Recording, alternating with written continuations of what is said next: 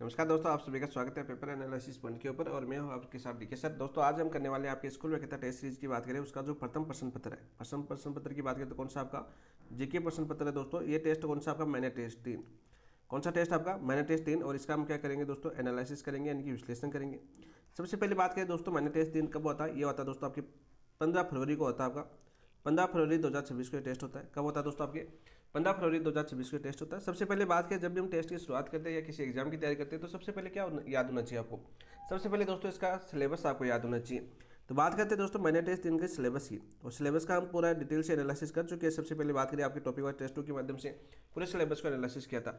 आपको ये भी बताना साथ साथ कि हमने जो 6 दिन तक प्रैक्टिस की उसका बेनिफिट इस एग्जाम के अंदर बात करें आपकी जो टेस्ट हुआ था आपका मैंने टेस्ट 3, इसके अंदर कितना बेनिफिट आपको मिला। लगभग वही क्वेश्चन थे जो हमने एनालिसिस किया वैसे देखे तो, लेकिन आपको खुद को बताना है, खुद को आकलन करना है कि जो हमने सर के द्वारा पढ़ाए गए थे उनमें से अपनों को कितना फायदा हुआ इस पेपर के अंदर, तब जाके अपनी तैयारी मजबूत होती है दोस्तों। बात करते हैं दोस्तों सिलेबस की, तो सिलेबस के अंदर दोस्तों आपकी सबसे पहले था आपका भारतीय इतिहास। क्या था दोस्तों आपका भारतीय इतिहास, और भारतीय इतिहास से दोस्तों 2 टॉपिक लिए गए थे। पहला टॉपिक था आपका दोस्तों जन राष्ट्रवाद का उदय, जन राष्ट्रवाद का उदय, राष्ट्रवाद का उदय। दोस्तों यहाँ पर बात करें जन राष्ट्रवाद के उदय की बात करें तो 1919 से लेकर 1942 तक का आपका टॉपिक दिया हुआ था। यहाँ पर बात करें सबसे पहले आपको महात्मा गांधी, इसके अलावा व्यक्ति यानी प्रमुख नेता के अंदर बात करें दोस्तों आपके प्रमुख नेता के अंदर 2 व्यक्तियों की आपके टॉपिक वाइज टेस्ट के अंदर दिए गए थे। आपके 2 टॉपिक थे कौन कौन से, एक तो सुभाष बाबू, एक थे आपके महात्मा गांधी। ये तो थे कौन सा आपका महात्मा गांधी, और दूसरा टॉपिक था आपका दोस्तों सुभाष चंद्र बोस यानी सुभाष बाबू। लिख देता हूँ आपको शॉर्ट के अंदर याद रहे ताकि पूरा सिलेबस हम कंप्लीट कर सकें। यहाँ पर बात करें दोस्तों, यहाँ पर महात्मा गांधी युग जिस दोस्त ने महात्मा गांधी को संपूर्ण क्लास देखी थी, अपनी संपूर्ण क्लास देखी थी, तो उसको दोस्तों जन राष्ट्रवाद को पढ़ने में कोई दिक्कत नहीं होगी। क्योंकि बात करें 1915 में आपके महात्मा गांधी वापस आ जाते हैं अफ्रीका से। 9 जनवरी 1915 को दोस्तों महात्मा गांधी अफ्रीका से आते हैं, उससे हम प्रवासी भारतीय दिवस के रूप में भी मनाते हैं। लगभग 22 वर्ष से अफ्रीका में रहने के बाद दोस्तों भारत में आते हैं। फिर आपके राजनीतिक सक्रिय जो गोपाल कृष्ण गोखले उनको अपना राजनीतिक ग्रुप बनाते हैं और पूरे भारत का भ्रमण करते हैं। यानी वहाँ से शुरू हो जाती है आपकी गांधी युग, वहाँ से क्या शुरू हो जाता है आपका गांधी युग हो जाता है। और 1942 की बात करें भारत छोड़ो आंदोलन तक हमने बहुत शानदार किया। वैसे गांधी युग की बात करें, जन राष्ट्रवाद के अंदर हम बात करें तो हमने गोडसे तक, स्वतंत्रता के बाद दोस्तों बात करें गोडसे तक, जहाँ तक स्वतंत्रता की बात पहली पास हुई थी वो किसको हुई थी, आपकी दोस्तों नाथूराम गोडसे को हुई थी। वहाँ तक हमने कंप्लीट किया था जन राष्ट्रवाद को। आगे करेंगे दोस्तों, आगे का टॉपिक जैसे माइनर टेस्ट 4 के अंदर आपका टॉपिक है स्वतंत्रता से विभाजन की ओर। ठीक है, स्वतंत्रता से विभाजन की ओर आपका टॉपिक दे रखा है भारतीय इतिहास के अंदर। उस टॉपिक के अंदर आपको गांधी युग एक बार दोबारा आपको पढ़ना होगा, यानी गांधी के बारे में बहुत सी चीज़ें आपको वापस देखने मिलेगी। इसलिए मैं बार बार आपको बोल रहा था कि गांधी जी आपके जो प्रमुख नेता आपके टॉपिक वाइज दे रखे हैं वो बहुत ज़्यादा शानदार तरीके से क्वेश्चन है, क्योंकि ये क्वेश्चन आपके बार बार रिपीट होंगे और बार बार आपका रिविजन होगा। ये क्वेश्चन मैं आपको शुरुआत के अंदर आपको बता चुका हूँ। ठीक है, वहीं बात करें दोस्तों आपके फिर आपके राजस्थान भूगोल की बात करते हैं इसके अंदर। और राजस्थान भूगोल दोस्तों आपका कंप्लीट हो चुका है। राजस्थान भूगोल हम कंप्लीट कर चुके हैं, सभी क्लासें यानी सभी टॉपिक आपके कंप्लीट हो चुके हैं। साथ साथ आपकी टेस्ट भी, इसी टेस्ट के साथ आपकी राजस्थान भूगोल भी आपकी कंप्लीट हो जाती है। ज्योग्राफी के अंदर सबसे बड़ा पार्ट होता है वो आपका भूगोल का था। वैसे देखिए यहाँ पर बात करें कौन से टॉपिक थे, सबसे पहला टॉपिक आपका था खनिज संसाधन। कौन सा था आपका दोस्तों, खनिज संसाधन। और मैंने खनिज संसाधन की इतनी बेस्ट क्लास आपको सामने प्रस्तुत की थी, उससे बाहर एक भी क्वेश्चन नहीं गया आपका टेस्ट के अंदर और नहीं ही आपके एग्जाम के अंदर जाएगा। क्योंकि ज़्यादातर क्वेश्चन जो जितने भी आपके 58 या 57 प्रकार के खनिज का उत्पादन किया जाता है, आपका 57 लगभग आपके 57 प्रकार के खनिजों का उत्पादन किया जाता है राजस्थान के अंदर। और दोस्तों वो क्वेश्चन यानी खाने, वही खाने जो पुरानी खाने थी और वहीं से बार बार आपके क्वेश्चन पूछा जाता है। वर्तमान पैटर्न की बात करें तो यहाँ के अंदर दोस्तों खनिज संसाधन के अंदर आपका मिलान वाला क्वेश्चन पूछा जा रहा है, असंगत वाला क्वेश्चन पूछा जा रहा है, कूट वाला क्वेश्चन पूछा जा रहा है, ये क्वेश्चन आपका पूछा जाता है। इसके अलावा दोस्तों आपकी औद्योगिक नीतियाँ वगैरह आती है, बजट में जिनकी जो घोषणा होती है, करंट से संबंधित क्वेश्चन पूछे जा रहे हैं। तो सबसे पहले मैं जिस टॉपिक की हम तैयारी कर रहे हैं, जिस टॉपिक को हम पढ़ रहे हैं, तो सबसे पहले हमें इस चीज़ का पता होना चाहिए कि वर्तमान में इस चीज़ पर क्या अपडेट है। यदि खानों से क्वेश्चन पूछेगा तो आपका पुराना प्राचीन जो क्वेश्चन पूछे जा चुके हैं यानी प्रीवियस ईयर क्वेश्चन जिसकी आप बात करते हो, वहाँ से बाहर एक भी क्वेश्चन नहीं जाएगा खनिज संसाधन के अंदर। अब तक की बात करें 2025 का हमने पूरा आकलन किया है और मैंने बार बार ये चीज़ें आपको बताई है। तो सबसे पहले अपनी दिनचर्या के अंदर ये चीज़ें आपको ढालनी होगी कि किस प्रकार क्वेश्चन पूछे जा रहे हैं, किस प्रकार क्वेश्चन आ सकता है। इसके अलावा दोस्तों आपका यहाँ पर दे रखे थे राजस्थान के प्रमुख उद्योग, और उद्योग के अंदर भी दोस्तों हमने बहुत ही अच्छी शानदार तरीके से किया था। चाहे आपके सबसे बड़ा उद्योग हो आपका सूती वस्त्र उद्योग हो, इसके अलावा चाहे आपकी चीनी उद्योग हो, चाहे आपका सीमेंट उद्योग हो, इसके अलावा विभिन्न कारखाने हो, इसके अलावा बात करें आपके उर्वरक उद्योग हो, तो सारे क्वेश्चन आपके पूछ जाते हैं। इसके अलावा विभिन्न संस्थाओं से उद्योग के अंदर क्वेश्चन पूछ जाते हैं, चाहे आपके वित्त निगम से क्वेश्चन पूछा जा सकता है, रिको से क्वेश्चन पूछा जा सकता है, रूडा से क्वेश्चन आपका पूछा जा सकता है। अन्य भी जो आपके जो बजट के अंदर जो पार्क घोषित किए जाते हैं, बजट से ज़्यादातर क्वेश्चन आपके पूछे जाते हैं, ठीक है, करंट से संबंधित क्वेश्चन। तो अभी आपका बजट खत्म हुआ है, अभी आपके उद्योग के अंदर बहुत से क्वेश्चन आपको देखने को पड़ेंगे जो नवीनतम क्वेश्चन है, ठीक है। सबसे पहले ये चीज़ें आपको नोट कर लेनी चाहिए अपने पेज के अंदर, जहाँ पे आप स्टडी करते हो उस टेबल के ऊपर ये चीज़ें आपके सामने पेज पर चिपकी होनी चाहिए कि उसके अंदर आपको ये देखना है कि कौन से अपडेटेड टॉपिक है, यानी 2000 बजट के बाद में कौन से टॉपिक है। जैसे पर्यटन में आपको अपडेट देखने को मिलेगा, क्योंकि पर्यटन वर्ष 2025 की रिपोर्ट आएगी, 2024 की तो हम पढ़ रहे हैं अभी, लेकिन 2025 की रिपोर्ट आएगी, उसके अंदर सारे चेंज हो जाएंगे, कुछ आंकड़े चेंज हो जाएंगे, ऐसा नहीं कि सारा चेंज हो जाएगा, लेकिन फिर तुलनात्मक क्वेश्चन और पूछता है। 2024 यानी बजट वर्ष 2000 पर्यटन वर्ष 2024 और बजट वर्ष पर्यटन वर्ष आपके 2025 के अंदर तुलनात्मक स्थिति वाले क्वेश्चन आपके नवीनतम क्वेश्चन बन सकते हैं फर्स्ट ग्रेड, यानी जो आपका लेवल है उस हिसाब से आप क्वेश्चन देखने एनालिसिस करना, उसी प्रकार से हमने टॉपिक वाइज टेस्ट किया दोस्तों। इसके अलावा दोस्तों बात करें इसके अंदर सबसे ईजी टॉपिक भी थे, उद्योग हो गया। उद्योग के बाद में दोस्तों आपका तीसरा टॉपिक आपका मोस्ट इंपॉर्टेंट आपका ऊर्जा संसाधन, और ऊर्जा संसाधन से आपका क्वेश्चन पूछा जाता है, बहुत इंपॉर्टेंट क्वेश्चन है। यहाँ से क्वेश्चन किस प्रकार से पूछा जा सकता है, देखो सबसे पहले इन चीज़ों को आपको नोट कर लेना चाहिए जब भी आप एनालिसिस करो। ऊर्जा संसाधन से या तो क्वेश्चन पूछा जा सकता है वर्तमान की नीतियाँ, कि जैसे सौर ऊर्जा के लिए कौन सी नीति आई थी, आपकी पवन ऊर्जा के लिए कौन सी नीति आई थी, राजस्थान का कौन सा स्थान है, वर्तमान में अधिष्ठापित क्षमता कितनी है। जैसे आपको हम लास्ट टाइम आपकी पढ़ रहे हैं अपने दिसंबर 2024 की, आपने पढ़ा होगा बुकलेट के अंदर दिसंबर 2024 के हम आंकड़े पढ़ रहे हैं। लेकिन अब देखो दोस्तों आपके दिसंबर 2025 भी जा चुका है। जैसे आपके पीएम जो सूर्य घर थी ना, कंपोनेंट ए कंपोनेंट बी वाली योजना, उसके अंदर दोस्तों पहले राजस्थान शीर्ष के स्थान पर था, वर्तमान फिसल चुका है, लगभग 5वें 6ठे स्थान पर आ चुका है, ठीक है, चौथे पर आ चुका है या 5वें, अभी बता देंगे आपको।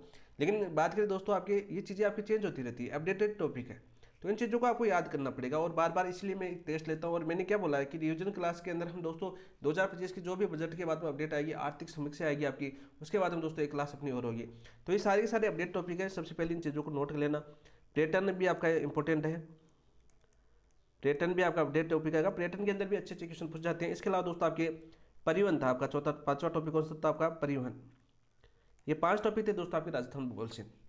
परिवहन की बात करें तो मार्च 2024 के हम पढ़ रहे हैं दोस्तों, जैसे सड़क है 3,17,121 किलोमीटर थी, वो कौन सी थी आपकी मार्च 2024 की, ठीक है। रेलवे की बात करें तो रेलवे हम 2022 के आंकड़े पढ़ रहे हैं, 6,000 कुछ किलोमीटर, राजस्थान का 8.86% भारत की रेल मार्ग को रखता है राजस्थान। तो ये चीज़ें हम कब की पढ़ रहे हैं पीछे। इसके अलावा हवाई अड्डों की बात करें तो हवाई अड्डों के अंदर दोस्तों जैसे क्वेश्चन पूछा जाता है, वैसे ज़्यादा हवाई अड्डे नहीं है, लेकिन लास्ट अक्टूबर 2017 के अंदर आपका किशनगढ़ जो हवाई अड्डा था वो नवीनतम हवाई अड्डा था, ठीक है, तो वो क्वेश्चन आपका पूछा जाता है। इसके अलावा हम की चीज़ें कर चुके हैं, जो अपडेट आएगी आपकी बजट के अंदर, जो घोषणाएं होगी, कौन कौन सा विकास होगा, वो क्वेश्चन हम देखेंगे। सारी की सारी बात करें आपकी आज के टॉपिक की बात करें, यानी राजस्थान भूगोल की, यहाँ पर नोट करके लिख लेना अपनी स्टडी टेबल के पास कि ये अपडेटेड टॉपिक है, यानी इन चीज़ों की बात करें, इन टॉपिकों से आपकी करंट से क्वेश्चन ज़्यादा पूछने की संभावना होती है। तो सबसे पहले तो आपको ये याद होना चाहिए। इसके अलावा बात करते हैं दोस्तों आपकी, इसके अलावा हम बात करते हैं कौन से टॉपिक दिए होते हैं। इसके अलावा दोस्तों आपके शैक्षिक प्रबंधन के 2 टॉपिक दिए होते हैं आपके, शैक्षणिक प्रबंधन की बात करते हैं दोस्तों आपके, इसके 2 टॉपिक दिए हुए थे। दोनों टॉपिक हमने बहुत ही शानदार तरीके से किया, बहुत ही अच्छे तरीके से हमने समझा। सबसे पहले बात करें आपका, एक तो था आपका board of secondary education Rajasthan था आपका, BSER था आपका, ठीक है, BSER। इसके अलावा दोस्तों आपका एक था आपका जो शैक्षणिक प्रबंधन के संप्रत्य कार्य सिद्धांत, संप्रत्य कार्य और सिद्धांत, ये पहला टॉपिक था और बहुत ही ज़्यादा शानदार तरीके से किया। देखो सिद्धांतों की बात करें तो हमने व्यवहारिक सिद्धांत पढ़े, हमने शास्त्रीय सिद्धांत पढ़े बहुत ही ज़्यादा, जैसे हेनरी फ्योल के बारे में देखा हमने, FW टेलर के बारे में देखा हमने, ठीक है। और इसके अलावा दोस्तों आपके वैज्ञानिक सिद्धांत देखा हमने। इसके अलावा दोस्तों आपके मानवीय सिद्धांत देखा हमने, इसका नौकरशाही सिद्धांत देखा हमने। अलग अलग सिद्धांतों की बात करें बहुत ज़्यादा क्वेश्चन आपके पूछ जाते हैं। जैसे सिद्धांतों का जो जन्मदाता, सिद्धांतों का जन्म जो जनक है वो किसे कहा जाता है आपका, हेनरी फ्योल को कहा जाता है। वैज्ञानिक सिद्धांत का जनक किसे कहा जाता है दोस्तों, आपके FW टेलर को कहा जाता है। बहुत ही ज़्यादा अच्छे से। कार्य की बात करें तो हमने बहुत ही कार्य, यहाँ से आपका क्वेश्चन पूछा जाता है, इंपॉर्टेंट है कार्य, तो हमने 14-15 आपके कार्य पढ़े थे। जैसे सबसे पहले हमने प्लानिंग है, सबसे पहला कार्य क्या आपका प्लानिंग, ठीक है, यानी कि आपकी बात करें तो ये हमने बहुत ही अच्छे से किया था। और बाकी आपकी बात की टेस्टों के माध्यम से जो टेस्ट में क्वेश्चन पूछे गए उनके माध्यम से एक बार फिर से आपकी रिवीजन होने वाला है। इसके अलावा दोस्तों आपकी करंट अफेयर्स था आपका नवंबर का, करंट अफेयर्स कौन सा था आपका नवंबर का था आपका, भारत और विश्व का, भारत व विश्व का आपका करंट अफेयर्स था। तो यहाँ से भी आपके अच्छे अच्छे क्वेश्चन आपके पूछे गए। इसके अलावा दोस्तों बात करें हम आपके मैथ के अंदर, आपकी कौन सा टॉपिक था आपका, बहुपद था, और इसके अलावा आपका हिंदी थी, बहुपद और द्विघात आपके पूछे गए थे मैथ से, और आपके इसके अलावा हिंदी की थी। कौन से टॉपिक थे आपके? हिंदी के टॉपिक थे।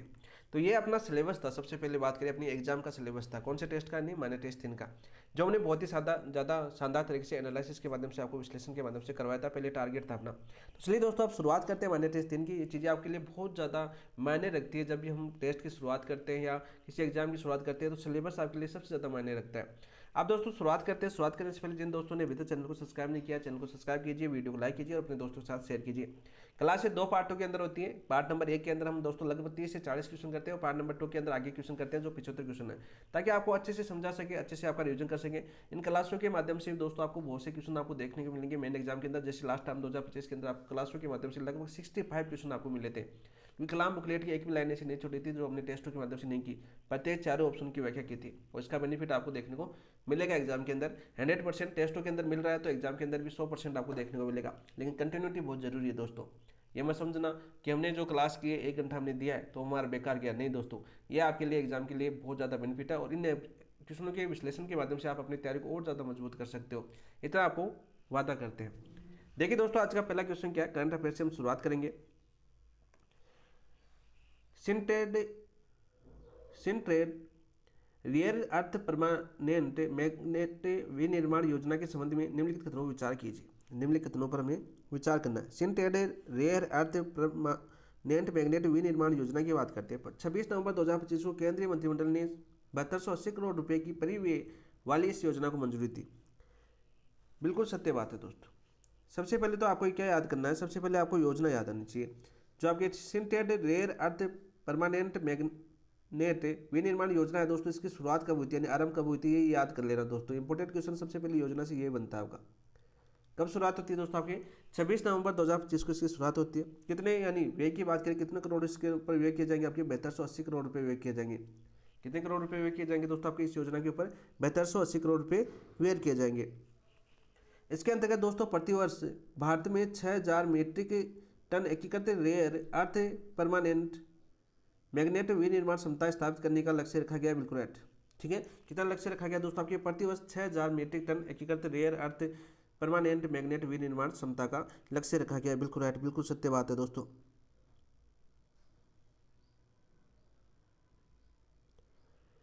इस योजना की कुल अवधि 3 वर्ष है दोस्तों। इस योजना की कुल अवधि 3 वर्ष है क्या? नहीं दोस्तों, आपकी कार्य सौंपे जाने की तिथि से दोस्तों 7 वर्ष होगी। कितने आपकी अवधि? 7 वर्ष है, तो ये गलत हो जाएगा। उपरोक्त में से कौन से है कथन सत्य है? तो पहला और दूसरा सत्य है, तो ऑप्शन नंबर 3 आपका राइट आंसर हो जाएगा। क्या हो जाएगा दोस्तों? आपका पहला और दूसरा आपका राइट आंसर। नेक्स्ट क्वेश्चन की बात करते हैं दोस्तों। नेक्स्ट क्वेश्चन क्या अपना देखिए, राष्ट्रीय शहरी कॉन्क्लेव 2025, राष्ट्रीय शहरी कॉन्क्लेव 2025 की बात करते हैं दोस्तों। के संबंध में निम्नलिखित कथनों पर विचार कीजिए। करते दोस्तों, 8 से 9 नवंबर 2025 को इस सम्मेलन का आयोजन मोनेक्सो सेंटर नई दिल्ली में किया गया। दोस्तों ये गलत हो जाएगा आपका। मोनेक्सो सेंटर नई दिल्ली के अंदर नहीं किया गया दोस्तों। 8 से 9 नवंबर 2025 को दोस्तों राष्ट्रीय शहरी कॉन्क्लेव 2025 का आयोजन होता है। कहाँ पर होता है दोस्तों आपका? बताओ भाई। Yashobhoomi India international convention centre, Yashobhoomi India, Yashobhoomi India international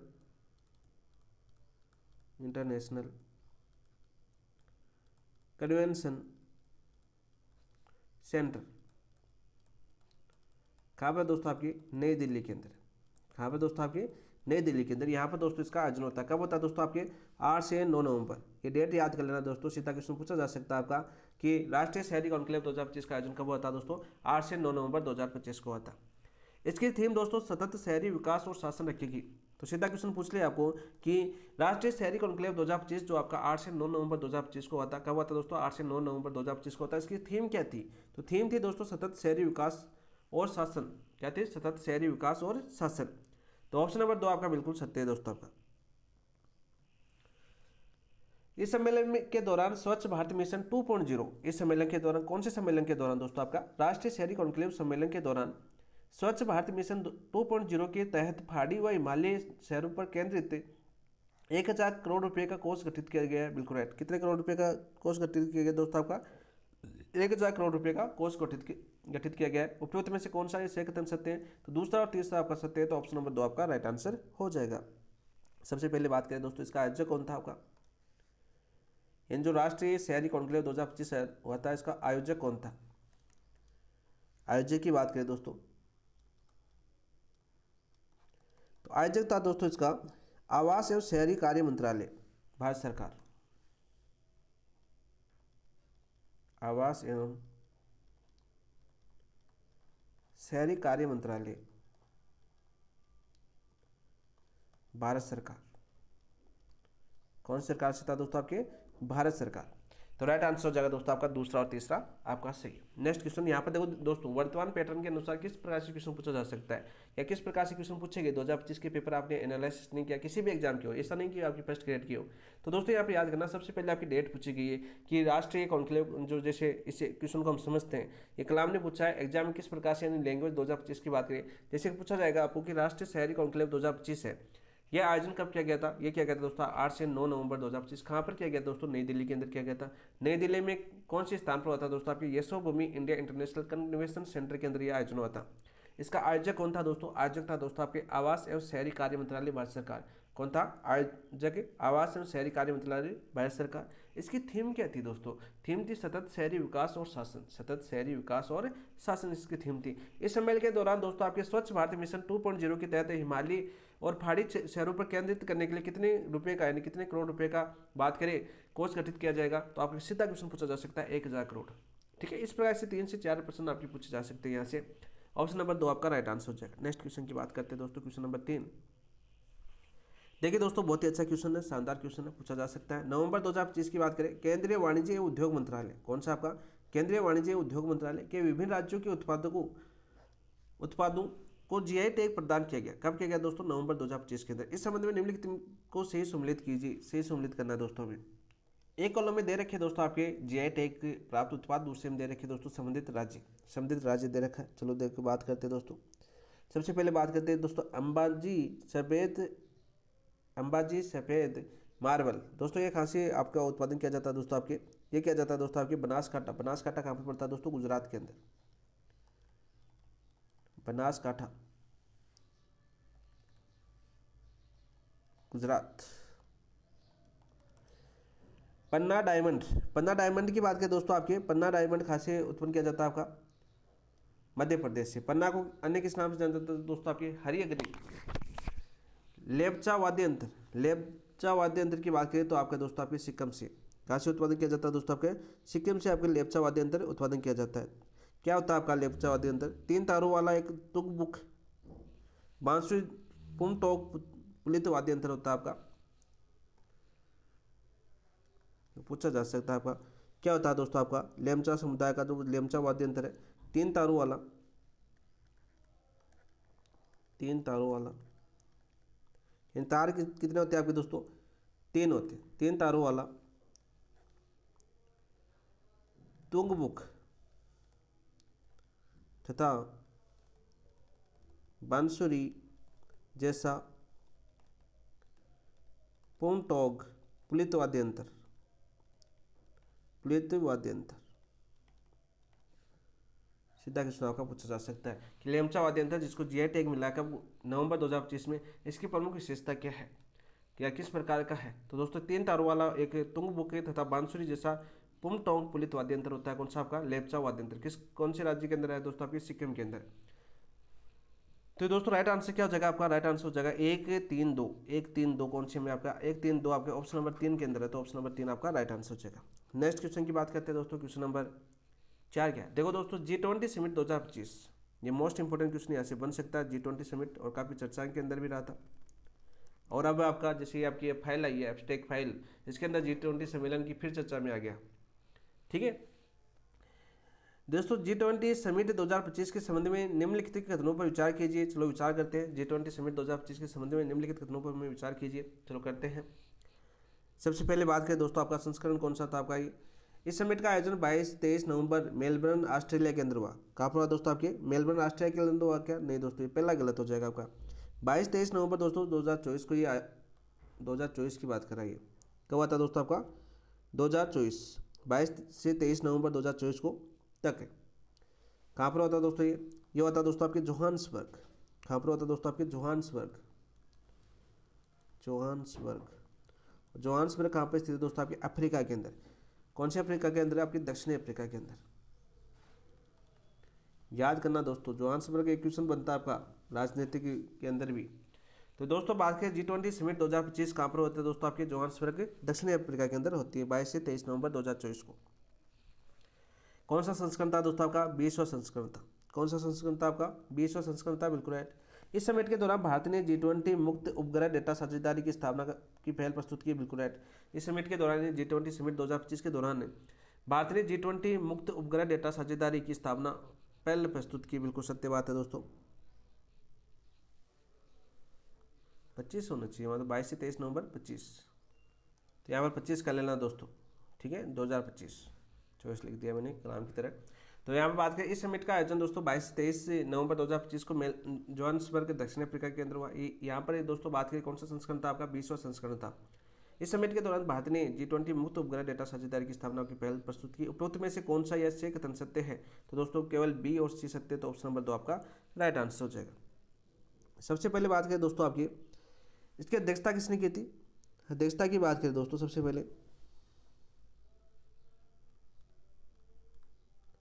G20 सम्मेलन 2025 की बात, इसकी अध्यक्षता किसने की थी? वो की थी दोस्तों आपके दक्षिणी अफ्रीका के राष्ट्रपति थे, आपके दक्षिणी अफ्रीका के राष्ट्रपति कौन थे आपके? बताओ भाई, नाम क्या था उनका? उनका नाम था दोस्तों आपके सिरिल रामाफोसा। सिरिल रामाफोसा, याद करना दोस्तों। G20 जो आपका समिट थी 2025 की अध्यक्षता किसने की थी? आपकी सिरिल रामाफोसा ने की थी। इसकी थीम क्या थी दोस्तों? इसके अलावा दोस्तों G20 जो समिट थी 2025, इसकी थीम क्या थी दोस्तों? इसकी थीम थी आपकी सॉलिडेरिटी, इक्वलिटी एंड सस्टेनेबिलिटी। तो यहाँ पर बात करें दोस्तों इसकी थीम क्या थी? बहुत ही अच्छी क्वेश्चन है, यहाँ से बन सकता है, इंपॉर्टेंट क्वेश्चन है आपका। यहाँ पर थी आपकी सॉलिडेरिटी,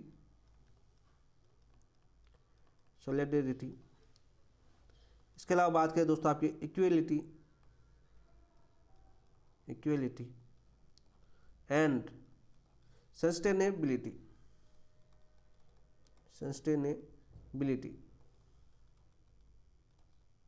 ये इसकी थीम थी। किसकी थीम थी दोस्तों? आपके G20 समिट 2025 की। सीधा सा क्वेश्चन आपका बन सकता है।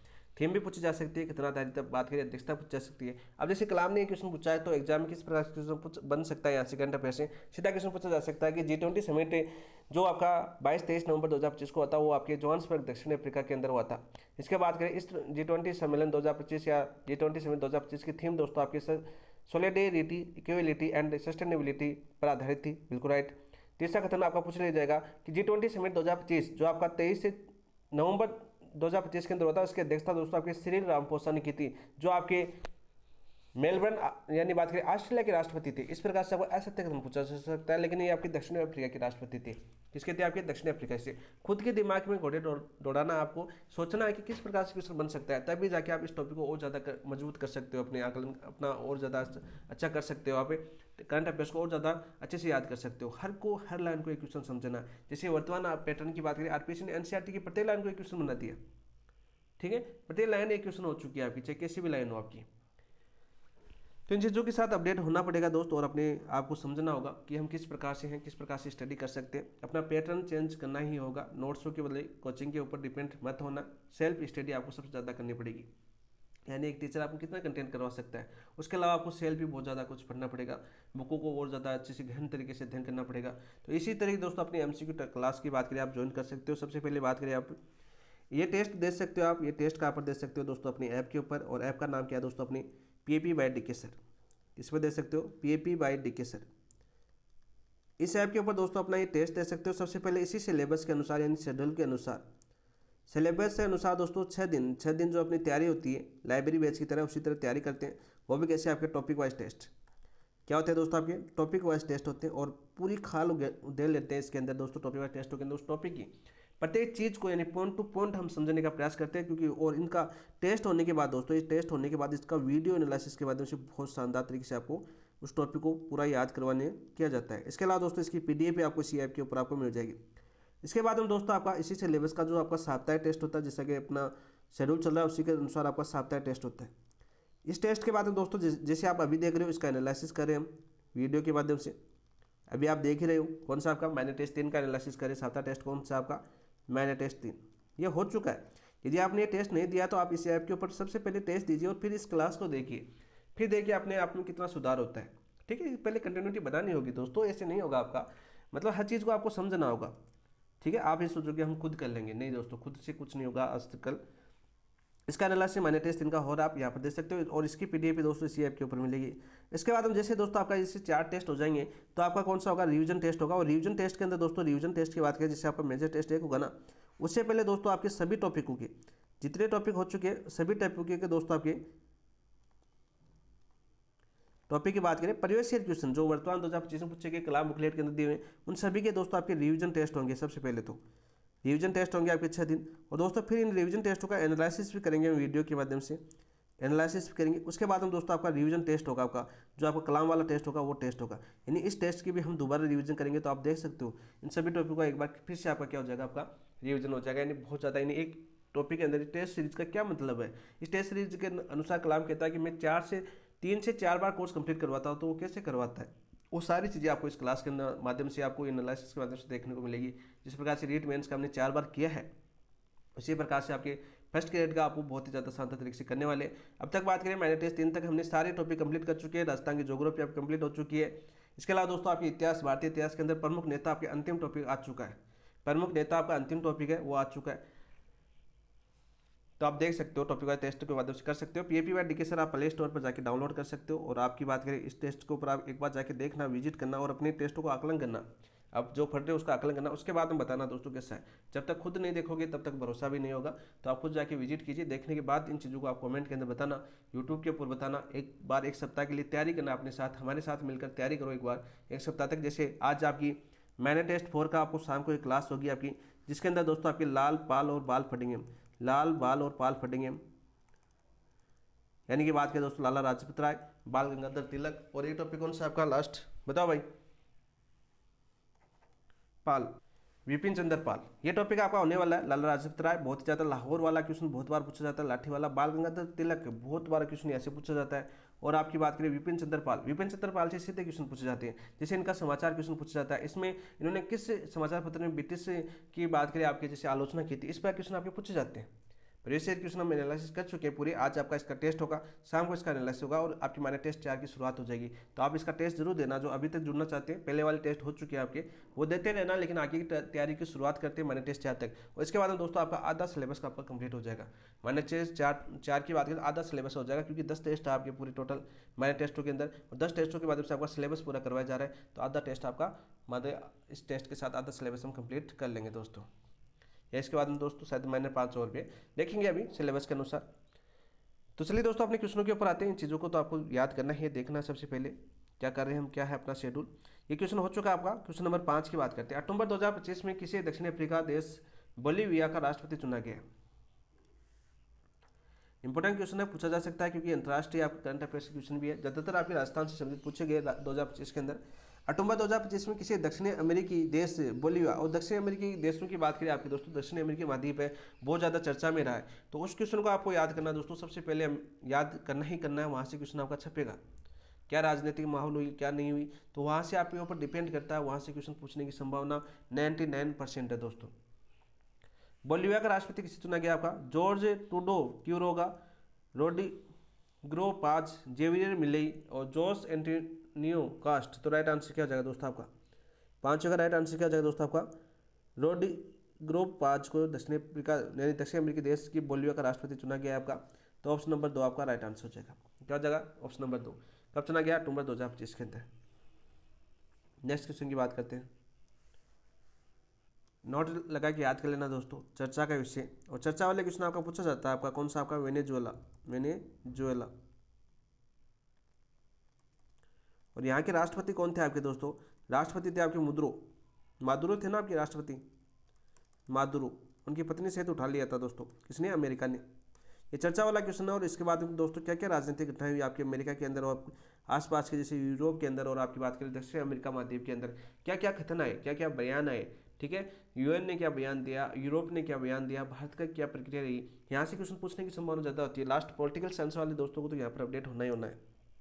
ठीक है, पॉलिटिकल साइंस के जो दोस्त हैं वो तैयारी कर रहे हैं, तो लोगों को इन चीज़ों को सबसे ज़्यादा नोट करना है। जैसे पीआईपी रिपोर्ट 2025 को जो 6 जने पास हुए थे आपके, उसके अंदर सबसे ज़्यादा क्वेश्चन कहाँ से पूछे गए थे, चर्चा वाले पीआईपी रिपोर्ट से क्वेश्चन पूछे गए थे सारे के सारे।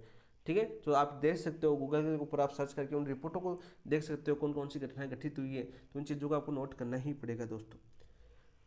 तो राइट आंसर क्या हो जाएगा दोस्तों आपका, ऑप्शन नंबर 2। नेक्स्ट क्वेश्चन की बात करते हैं, क्वेश्चन नंबर 6। हर तरह से अपडेट रहना पड़ता है, हर तरह से आपके क्वेश्चन देखते रहता हूँ, हर चीज़ आपको नोट करवा के रखूंगा। तैयारी करेंगे ना तब तक लास्ट तक आपको हर चीज़ मालूम होगी कि देश के अंदर क्या घटनाएं हो रही है, कौन से चर्चित मुद्दे हैं, हर चीज़ आपको सामने प्रस्तुत कर दी जाएगी। 18 नवंबर 2025 को राष्ट्रपति द्रौपदी मुर्मू ने नई दिल्ली में प्रथम जल संचय जन भागीदारी पुरस्कार दिया। देखो बहुत ही अच्छा क्वेश्चन है और ये पूछा भी जा चुका है एग्जाम के अंदर। जल संचय जन भागीदारी, इसके अंदर दोस्तों आपके राजस्थान का बाड़मेर जिला भी आया था। 2 करोड़ रुपए दे दिए गए थे आपके टीना धाबी को। जल संचय जन भागीदारी पुरस्कार प्रदान किए, इस संबंध में निम्नलिखित युग्मों पर विचार कीजिए। चलो विचार करते हैं, विचार करते हैं दोस्तों। पुरस्कार दे रखे, सर्वश्रेष्ठ प्रदर्शन वाला राज्य कौन सा था आपका दोस्तों, तेलंगाना था। बिल्कुल सत्य बात है दोस्तों, ये तेलंगाना सर्वश्रेष्ठ प्रदर्शन वाला राज्य था। सर्वश्रेष्ठ नगर निगम कौन से थे दोस्तों, रायपुर छत्तीसगढ़ के अंदर, बिल्कुल राइट। सर्वश्रेष्ठ शहरी निकाय स्थानीय निकाय कौन सी थी, स्थानीय निकाय थी दोस्तों आपकी गुन्ना मध्य प्रदेश की, बिल्कुल सत्य बात है। सर्वश्रेष्ठ स्वयं सहायता समूह दोस्तों आपका, ये दोस्तों आपके वाटर शेड ऑर्गेनाइजेशन ट्रस्ट नहीं था आपका। सर्वश्रेष्ठ स्वयं सहायता समूह कौन सा था आपका, Jaltara save ground water, Jaltara save ground water था आपका, जलतारा सेव ग्राउंड वाटर। ये क्या था दोस्तों आपके सर्वश्रेष्ठ स्वयं सहायता समूह था। तो राइट आंसर क्या हो जाएगा, हमें क्या पूछा, उपयुक्त में से कितने युग्म सही है। देखो इससे क्वेश्चन पूछ रहा है, तो पहला युग्म सही है, दूसरा युग्म सही है, तीसरा युग्म सही है, तो आपके केवल 3 युग्म सही है। तो राइट आंसर क्या हो जाएगा दोस्तों आपका, ऑप्शन नंबर 3 आपका राइट आंसर हो जाएगा। नेक्स्ट क्वेश्चन की ओर बढ़ते हैं दोस्तों। नेक्स्ट क्वेश्चन क्या, अभी देखिए, Asian youth games 2025, Asian youth games 2025 के संबंध में निम्नलिखित कथनों पर विचार कीजिए। चलिए विचार करते हैं। इन खेलों का आयोजन दोस्तों 22 से 31 सितंबर तक है मनामा बहरीन में किया गया। कहाँ पर किया गया दोस्तों आपके, मनामा बहरीन में किया गया, बिल्कुल राइट, बिल्कुल सत्य बात है दोस्तों, याद कर लेना, इंपॉर्टेंट है। यूथ गेम्स यानी खेल खिलाड़ियों से आपका क्वेश्चन पूछा जाएगा। इन खेलों का तीसरा संस्करण था, कौन सा संस्करण था दोस्तों आपका, तीसरा संस्करण था, बिल्कुल राइट, याद कर लेना दोस्तों, ये भी अच्छा क्वेश्चन है। इन खेलों में भारतीय कुल 48 पदक जीतकर पदक तालिका में 8वें स्थान पर रहा। भारत ने कुल कितने पदक जीते दोस्तों आपके, 48 पदक जीते। ठीक है क्या आपका, नहीं दोस्तों ये आपका गलत हो जाएगा।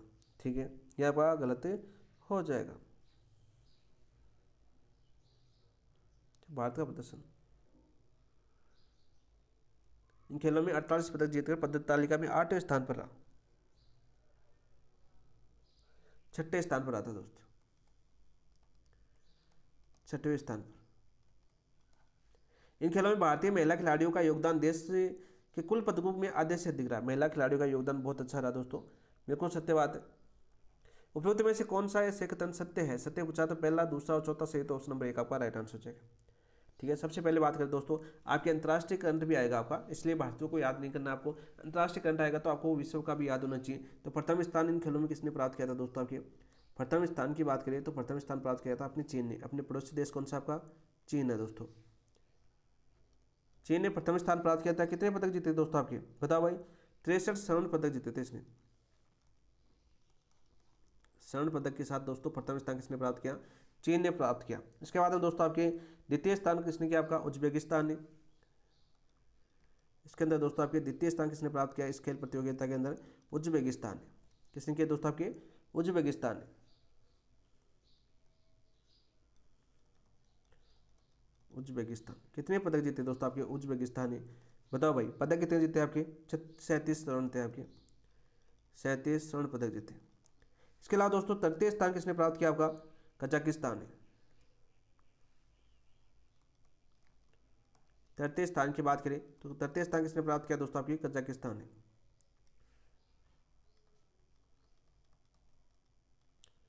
कितने स्वर्ण जीते दोस्तों आपके, इन्होंने जीते आपके दोस्तों 24 स्वर्ण। अब बात करें दोस्तों आपके भारत की, तो भारत के कुल कितने एथलीटों ने इसमें भाग लिया था। भारत की बात करें, भारत में दोस्तों पहला क्वेश्चन बनेगा आपका, भाग लेने वाले कुल एथलेटिक कितने थे आपके, एथलेटिक की बात करें कितने थे आपके, वो थे दोस्तों आपके 229। कितने थे आपके, 229 थे दोस्तों। ठीक है, कितने स्वर्ण पदक जीते दोस्तों भारत ने, 13 स्वर्ण पदक जीते। कितने, 13 मात्र। रजत कितने जीते दोस्तों आपके, 18 जीते। कितने जीते आपके, 18 जीते। कांस्य कितने जीते आपके दोस्तों, कांस्य जीते आपके दोस्तों 17। कुल कितने जीते दोस्तों आपके तीनों मिला के, कुल की बात करें तो कुल जीते दोस्तों आपके 48 पदक। और स्थान कौन सा प्राप्त किया दोस्तों, आपका छठा स्थान प्राप्त किया। कौन सा स्थान प्राप्त किया दोस्तों, आपकी भारत ने छठा स्थान प्राप्त किया। ये चीज़ें आपको याद होनी चाहिए, क्योंकि आपके करंट के अंदर बात करें अंतर्राष्ट्रीय और भारत भी आपकी टॉपिक के अंदर है, तो सारी चीज़ें आपको याद होनी चाहिए। कब आयोजित हुए थे दोस्तों आपके एशियन यूथ गेम्स 2025, 22 से 31 सितंबर 2025 को हुए थे। कहाँ पर दोस्तों आपके, मनामा बहरीन में। कहाँ पर होते दोस्तों आपके, मनामा बहरीन के अंदर। नेक्स्ट क्वेश्चन की ओर बढ़ते हैं दोस्तों। तारागिरी युद्ध पोत के संबंध में निम्नलिखित कथनों पर विचार कीजिए। तारागिरी युद्ध पोत के संबंध में कथनों पर विचार कीजिए। यह नीलगिरी श्रेणी का चौथा जहाज है। नीलगिरी श्रेणी के चौथे स्वदेशी उन्नत स्टील फ्रिगेट तारागिरी को मुंबई में भारतीय नौसेना को सौंप दिया गया था। बिल्कुल राइट, पहला कथन तो आपका बिल्कुल सत्य है। नीलगिरी श्रेणी का चौथा जहाज है कौन सा आपका, तारागिरी युद्ध पोत। ठीक है, इसे मंझगांव डाक शिप बिल्डिंग लिमिटेड द्वारा विकसित किया गया। बिल्कुल राइट, किसके द्वारा विकसित किया गया दोस्तों, आपके मंझगांव डाक शिप बिल्डिंग लिमिटेड द्वारा विकसित किया गया। बिल्कुल सत्य बात है दोस्तों। यह प्रोजेक्ट 17A के तहत निर्मित स्वदेशी उन्नत स्टील फ्रिगेट है। कौन सा आपका, स्वदेशी उन्नत स्टील फ्रिगेट है। कौन सा, प्रोजेक्ट 17A के तहत। बिल्कुल सत्य बात है। उपरोक्त में से कौन सा से कथन सत्य है, तो आपका पहला, दूसरा, तीसरा, आपका तीसरा तीनों सत्य है, तो ऑप्शन नंबर 4 आपका राइट आंसर हो जाएगा।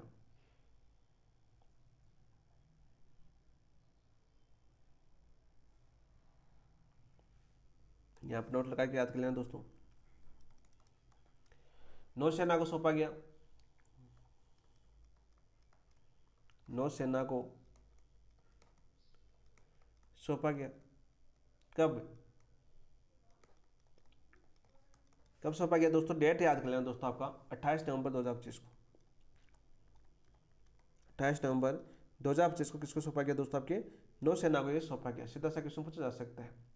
किसके द्वारा विकसित था दोस्तों, आपका मंझगांव डाक शिप बिल्डिंग लिमिटेड द्वारा ये विकसित किया गया था। ये क्वेश्चन आपका बन सकता है, यहाँ से इंपॉर्टेंट है, सीधा क्वेश्चन आपका आ सकता है।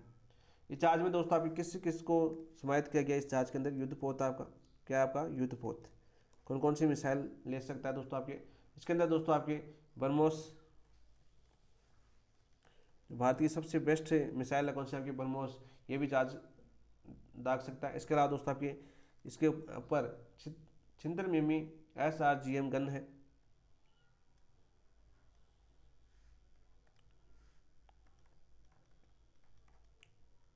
SRGM है। इसके अलावा दोस्तों आपके पनडुब्बी रोधी रॉकेट भी अंदर इसके अंदर लगाए गए, पनडुब्बी रोधी रॉकेट भी लगाए गए। इसके अलावा बात करें दोस्तों आपके टॉरपीडो आदि से सुसज्जित है, टॉरपीडो भी दोस्तों इसमें सुविधा उपलब्ध है। तो इस युद्ध पोत की विशेषता क्या क्या है, ये तो क्वेश्चन पूछा जा सकता है, लाइन बन सकती है यहाँ से। तो हर चीज़ को हम पॉइंट टू पॉइंट याद करते चले जाएंगे दोस्तों। तो option number A, B, C आपका right answer, option number 4। Next question की बात करते हैं, युद्धाभ्यास मित्र शक्ति, युद्धाभ्यास मित्र शक्ति की बात करते हैं। संबंध में निम्नलिखित कथनों पर विचार कीजिए। यह भारत श्रीलंका का संयुक्त युद्धाभ्यास है। भारत श्रीलंका का क्या संयुक्त युद्धाभ्यास, बताओ भाई।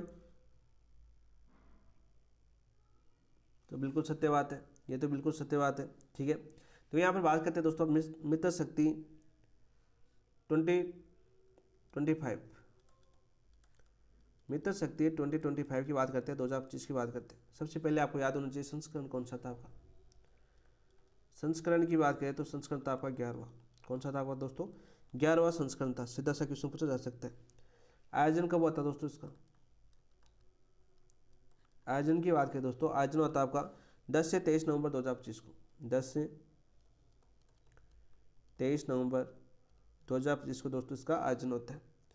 आयोजन कहाँ पर होता है दोस्तों, ये आयोजन कहाँ पर होता है आपका, यह आयोजन होता है दोस्तों आपके बेलगावी स्थित विदेशी प्रशिक्षण केंद्र,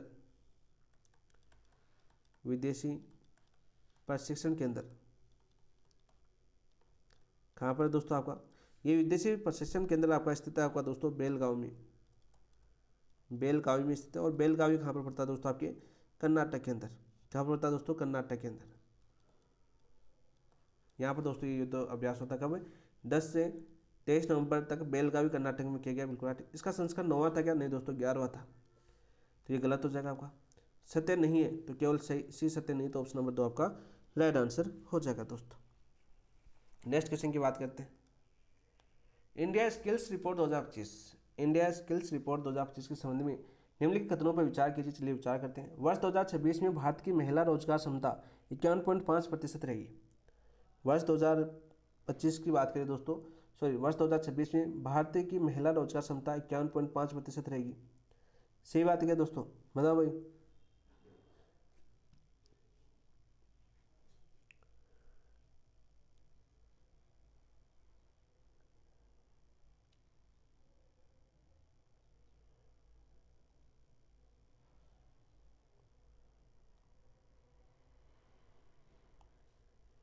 तो नहीं दोस्तों ये गलत है, हो जाएगा आपका।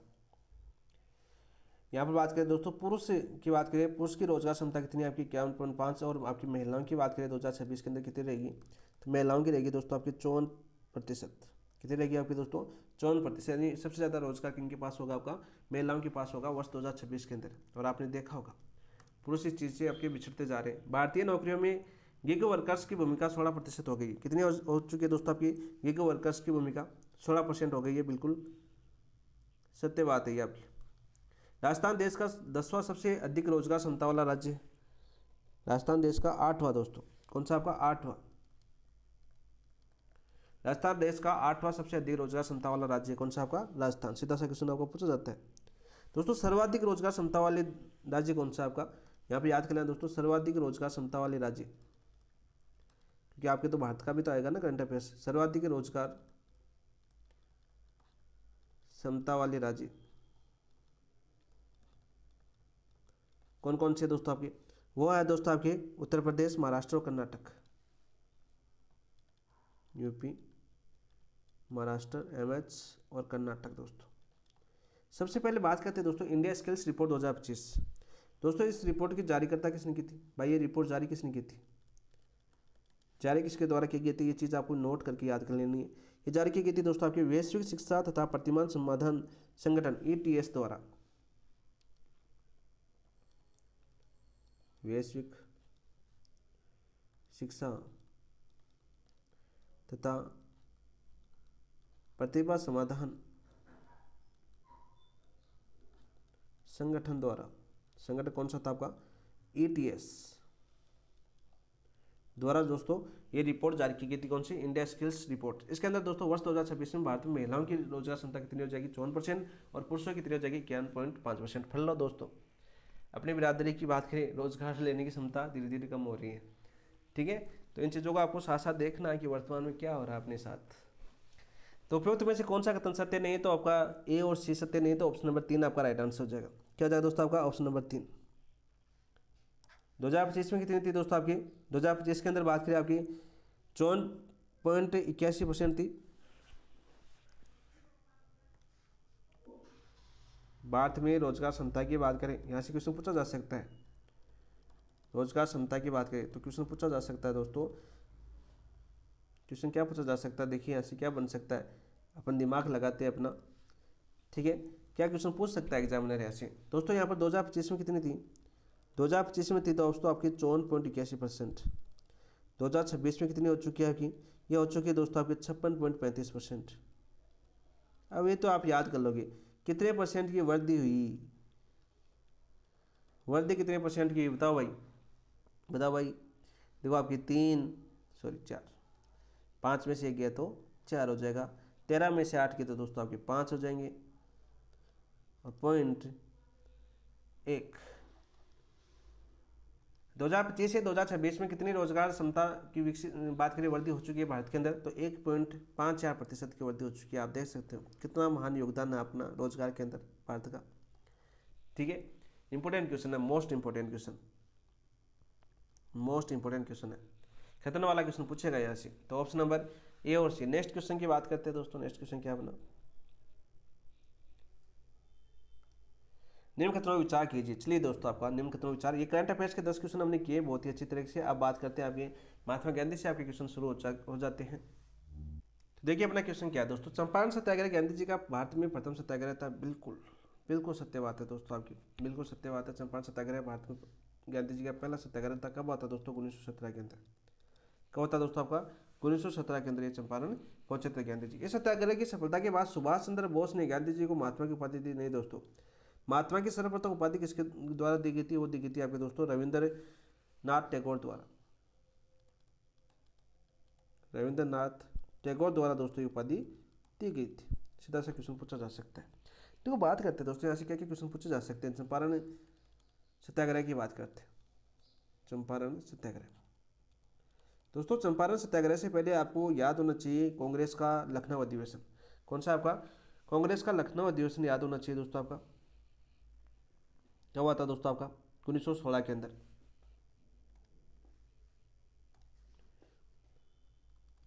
कांग्रेस का लखनऊ अधिवेशन, मैंने सारी चीज़ें करवाई वैसे। देखिए कांग्रेस का लखनऊ अधिवेशन, महात्मा गांधी की क्लास देखना दोस्तों, प्ले लिस्ट में जाके देखना अधिवेशन, या आपकी जन राष्ट्रवाद उदय की पहली क्लास देखना। पहली क्लास के अंदर दोनों जगह मैंने आपको 2 बार करवाया, 2 बार रिविजन करवाया। बहुत सी चीज़ें बताई है, दोनों चीज़ें अलग अलग चीज़ें बताई है मैंने। जो चीज़ें महात्मा गांधी ने बताई थी उससे अलावा अलग चीज़ें जो रह गई थी चंपारण सत्याग्रह के अंदर, कौन सचिव थे समिति के, कौन अध्यक्ष थे, ठीक है, इन्होंने क्या निर्णय दिया था, वो सारे क्वेश्चन मैंने आपको करवाया, एक भी नहीं छोड़ा दोस्तों। कांग्रेस का लखनऊ अधिवेशन कब हुआ था दोस्तों आपकी, 1916 के अंदर। 1916 के अंदर हुआ था। 1916 वाले की बात करें हम, ठीक है। इस अधिवेशन में दोस्तों किसने भाग लिया था, आपके गांधी जी ने भाग लिया था। गांधी जी ने भाग लिया। इस समय दोस्तों चंपारण से एक व्यक्ति आता है आपका, मान लीजिए चंपारण था, इस चंपारण से एक व्यक्ति आता कौन, आपका राजकुमार शुक्ल। राजकुमार शुक्ल क्या करता दोस्तों, चंपारण आने का आमंत्रित देता, आमंत्रित करता दोस्तों। सीधा सा क्वेश्चन आपका पूछा जाता है। फिर दोस्तों बात करें आपकी गांधी जी चंपारण कब पहुंचे। गांधी जी चंपारण पहुंचे दोस्तों आपकी अप्रैल 1917 के अंदर। कब पहुंचे दोस्तों, अप्रैल 1917 के अंदर चंपारण गांधी जी पहुंच चुके थे। सीधा क्वेश्चन आपका पूछा जा सकता है दोस्तों। इसके अंदर दोस्तों कौन कौन गांधी जी के साथ गए थे, आपके सदस्य की बात करें, कौन कौन सदस्य थे जो गांधी जी के साथ गए थे। क्वेश्चन आपका पूछा जा चुका है कि चंपारण सत्याग्रह के दौरान गांधी जी के साथ कौन थे, यानी सहयोगी कौन थे। ये क्वेश्चन आपके एग्जाम में आ चुका है दोस्तों। सहयोगी कौन कौन थे, जैसे बात करें आपके सबसे पहले थे आपके राजेंद्र प्रसाद, फिर से करवा रहा हूँ, राजेंद्र प्रसाद। दूसरे व्यक्ति की बात करें दोस्तों आपके, तो वो थे आपके जैसे मजहरुल हक, मजहरुल हक। तीसरे प्रमुख व्यक्ति की बात करें जो आपके महात्मा गांधी के साथ थे, वो कौन थे आपके दोस्तों, बताओ भाई, JB कृपलानी, JB कृपलानी थे। चौथे व्यक्ति की बात करें जो महात्मा गांधी के साथ चंपारण पहुंचे थे, वो कौन थे दोस्तों, आपके महादेव देसाई। और मैंने वहाँ पर भी नोट लगाया था आपको, जब मैंने टॉपिक वाइज टेस्ट करवाए थे तो मैंने वहाँ पर भी नोट लगाया था और बोला था कि महादेव देसाई की याद करना। फिर आपके निजी सचिव भी बनते हैं महादेव देसाई चंपारण सत्याग्रह के दौरान। फिर बात करें आपके निजी सचिव बन जाते हैं किसके, महात्मा गांधी की। इसके अलावा दोस्तों आपके 2 व्यक्ति और थे आपके, जिसे उनका नाम बार बार पूछा जाता है, जैसे आपकी नरहरि पारेख थे, आपके नरहरि पारेख, याद करना दोस्तों। इसके अलावा 5वां व्यक्ति मोस्ट इंपोर्टेंट है और बार बार आपके एग्जाम में पूछा गया है, अनुग्रह नारायण। छठे व्यक्ति अनुग्रह नारायण। और 7वें व्यक्ति थे दोस्तों आपके, याद कर लो, सभी कर रहे हो तो इसको भी याद कर लो, ब्रज किशोर। इन 7 व्यक्तियों के नाम याद होना चाहिए दोस्तों आपको। अब नाम याद क्यों हो जाएगा, क्यों करना चाहिए दोस्तों, आप दिमाग में क्वेश्चन आता है कि इतने नाम कौन याद करेगा। क्वेश्चन आपका एग्जाम में पूछा जा चुका है, कौन सहयोगी थे, तो कौन सा क्वेश्चन पूछा जा सकता है, फिर से पूछा जा सकता है। तो इन चीज़ों को साथ साथ याद करोगे, बार बार रीडिंग करोगे, बार बार इन चीज़ों को समझोगे। तो देखो, अब मैं खुद आपको यहाँ पर 3 बार करवा चुका हूँ, इन नामों को मैं 3 बार लिखा चुका हूँ। कब कब, देखो पहले हमने महात्मा गांधी किया, टॉपिक वाइज टेस्ट किया, टेस्ट हो चुका है, तब आपने ये नाम देखे होंगे। मैंने टॉपिक वाइज टेस्टों के अंदर क्वेश्चन आपको दिया, आपने देख ली। फिर दोस्तों इस टॉपिक वाइज टेस्टों का मैंने एनालिसिस करवाया, आपको वीडियो एनालिसिस करवाया, तब आप लोगों ने देख लिया, 2 बार हो गया। फिर दोस्तों मैंने जन राष्ट्रवाद, यानी बात करें जन राष्ट्रवाद का उदय, उस टॉपिक को मैंने दोबारा करवाया। उसके अंदर शुरुआत करते हैं हम गांधी युग से, किसी शुरुआत करते हैं गांधी युग से, तीसरा टेस्ट था आपका, उसके अंदर दोस्तों मैंने फिर से आपको चंपारण सत्याग्रह के दौरान इन 6 यानी 7 नामों को मैंने फिर से लिखा। फिर दोस्तों अब हमने इस पेपर का यानी माइनर टेस्ट 3 का एनालिसिस करें तो आपको फिर से इन चैप्टर यानी चंपारण सत्याग्रह को आपको फिर से पढ़ा रहा हूँ। कितनी बार पढ़ चुके हैं दोस्तों? 4 बार। चंपारण सत्याग्रह को कितनी बार पढ़ा चुका हूँ? आपको 4 बार पढ़ा चुका हूँ इन्हीं वीडियो के माध्यम से। तो आप देख सकते हो आकलन किस प्रकार से हो रहा है आपका, कितनी बार रिवीजन हो रहा है आप खुद देख सकते हो। मोस्ट टॉपिक और कलाम टेस्ट सीरीज के अनुसार किस प्रकार से हम एनालिसिस करें आप खुद समझ सकते हो इस चीज़ को। इसके बाद में दोस्तों एक बार और होगा आपका, जब आपका मेजर टेस्ट एक होगा तब रिवीजन टेस्ट के अंदर यहाँ से महात्मा गांधी से आपके क्वेश्चन पूछ जाएंगे, तब इन लोगों का नाम एक बार फिर से आपको देखने को मिलेगा 100%। तो 5 बार एक टॉपिक को हम रिवीजन कर रहे हैं इन एमसीक्यू के माध्यम से, तो आप खुद देख सकते हो आपका टॉपिक तैयार होगा कि नहीं होगा दोस्तों। 5 बार तो मैं करवा रहा हूँ और आपने पढ़ा होगा देखो अलग है, ठीक है। आप अभी पढ़ोगे मैंने टेस्ट के साथ, एक बार मेजर टेस्ट के बाद एक बार और पढ़ोगे। टेस्ट आपने दिया तो आपने पढ़ा होगा 3 से 4 बार, आप मान लीजिए 3 बार तो आपने टेस्ट दिया है, टॉपिक वाइज टेस्ट दिया, ठीक है। कलाम वाला टेस्ट दोगे और मेजर टेस्ट दोगे आप, तो आप देख लो 3 बार तो आप पढ़ोगे और 4-5 बार मैं पढ़ा चुका हूँ, 8 बार इस टॉपिक को पढ़ चुके हैं। याद नहीं होगा क्या? आप कहते हो रिविजन नहीं होता, आप कहते हो रिविजन नहीं करते, एमसीक्यू को क्या फायदा है? देखो आप 8 बार रिविजन, तो देख सकते हो आप टॉपिक को किस प्रकार से आपको फायदा होने वाला, बेनिफिट होने वाला। मेहनत दोस्तों खामोशी की से करनी चाहिए, देखोगे तब इसका फल आपको देखने को मिलेगा। ऐसे नहीं दोस्तों आप ऊपर से देख के चले गए, नहीं, क्लास से आपको कंटिन्यूटी बनानी है, क्लास से आपको पूरी देखनी है। फायदा आपको ऑटोमेटिक आपको एग्जाम के अंदर टेस्टों के अंदर देखने को मिल जाएगा। कितना सुधार होगा वो अपने आप आपको पता चल जाएगा जब आप टेस्ट दोगे। इन क्लासों के माध्यम से देखने के बाद, इन टॉपिक टेस्टों के माध्यम से फिर आप इन क्लासों को टेस्ट दोगे ना और फिर ये क्लास देखोगे तो आप खुद देखोगे अपनी रैंक में कितना सुधार आ रहा है। रीट मेंस वाले दोस्तों को पूछ लेना क्या सुधार हुआ था उनके अंदर। फिर दोस्तों आपकी इच्छा है, देखो आगे फिर इतना भी दबाव नहीं बना जा सकता, इतना भी नहीं समझा जा सकता फिर, क्योंकि स्वतंत्र माइंड, कम पढ़ना, शॉर्ट देखना और सीधा आपको आगे बढ़ना, ये अपनी आदत बन चुकी है, इसको सुधारना होगा। तभी देखो अभी देखा नहीं कार्य क्षमता में महिलाएं आगे क्यों जा रही है, 54 पर रह गए, 54% हो चुकी है महिलाओं की भागीदारी, ठीक है, कार्य क्षमता 2026 के अंदर। तो आप देख सकते हो आगे कितनी जाएगी और फिर क्या होने वाला है, समझ जाना अपने आप को।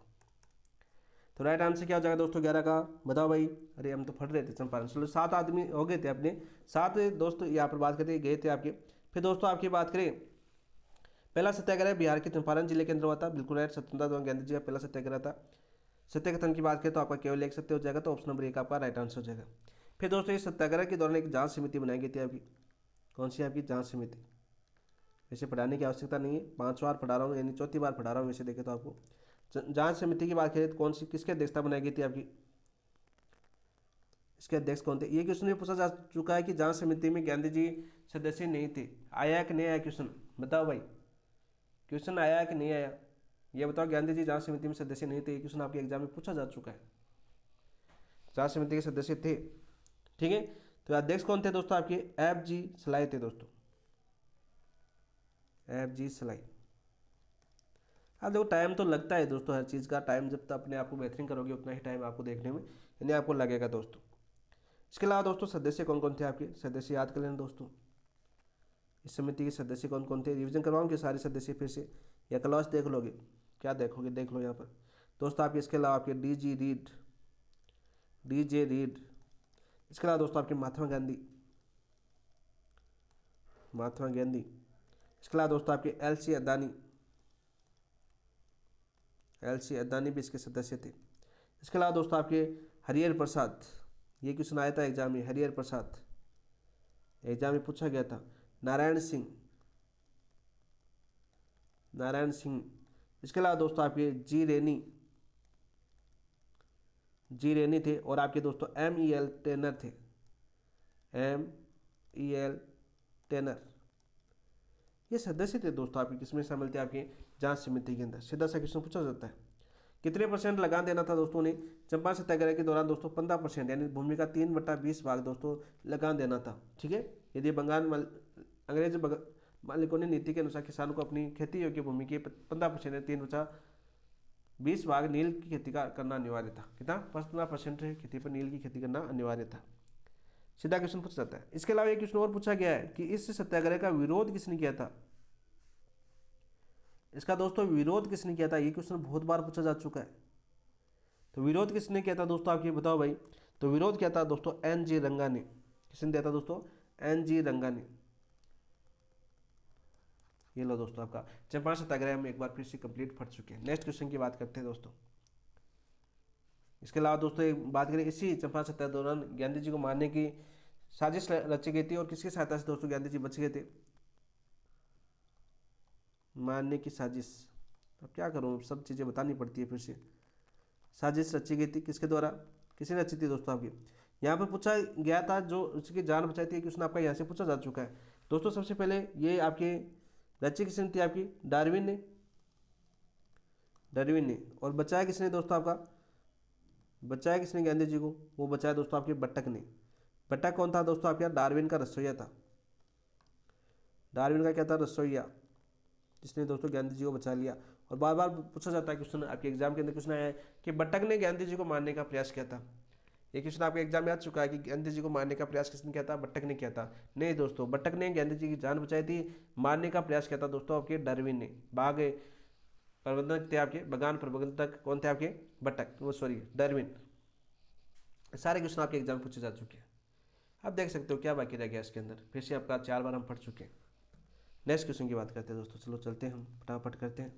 इनमें से भारत छोड़ो आंदोलन के कारणों में से एक नहीं था। भारत छोड़ो आंदोलन कब हुआ था दोस्तों आपके? 1942 के अंदर पढ़ चुके हैं हम। क्रिप्स मिशन की असफलता, बिल्कुल था। तो ये दोस्तों आपका प्रमुख कारण था। क्रिप्स मिशन कब आया था आपका? कमेंट के अंदर बताओ भाई राइट आंसर। द्वितीय विश्व युद्ध में भारत को शामिल करना, ये भी आपका एक कारण था। जापान के आक्रमण का बढ़ता खतरा, ये भी एक कारण था। लेकिन तुर्की खलीफा का अपमान नहीं था दोस्तों। भारत छोड़ो आंदोलन 1942 में नहीं था। तुर्की के खलीफा का पद कब समाप्त किया गया था? इसका तो पद ही समाप्त कर दिया गया था। उसके बाद में दोस्तों आपकी कौन सा आंदोलन हुआ था दोस्तों? खिलाफत आंदोलन। खिलाफत आंदोलन हुआ था किसमें? भारत के अंदर। किसके द्वारा दोस्तों आपके?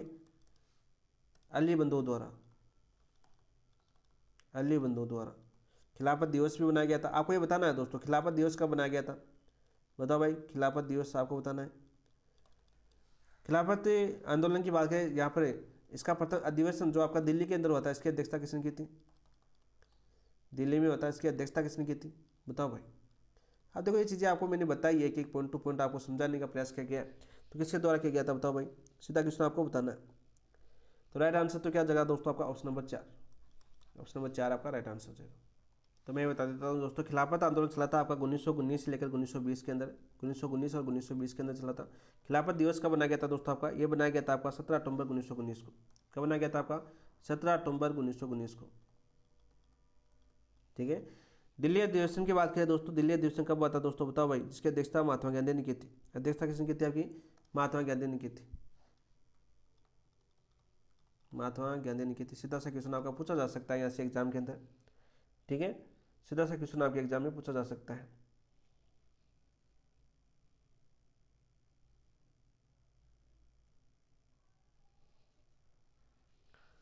चौबीस नवंबर 1919 को दोस्तों दिल्ली के अंदर अधिवेशन होता है आपका। और इसकी अध्यक्षता किसने की थी? महात्मा गांधी। और एक कथन पूछा जाता था, ऐसा हिंदू मुस्लिम एकता का अवसर अगले 100 वर्षों तक नहीं मिलेगा। ये कथन किसका था आपका?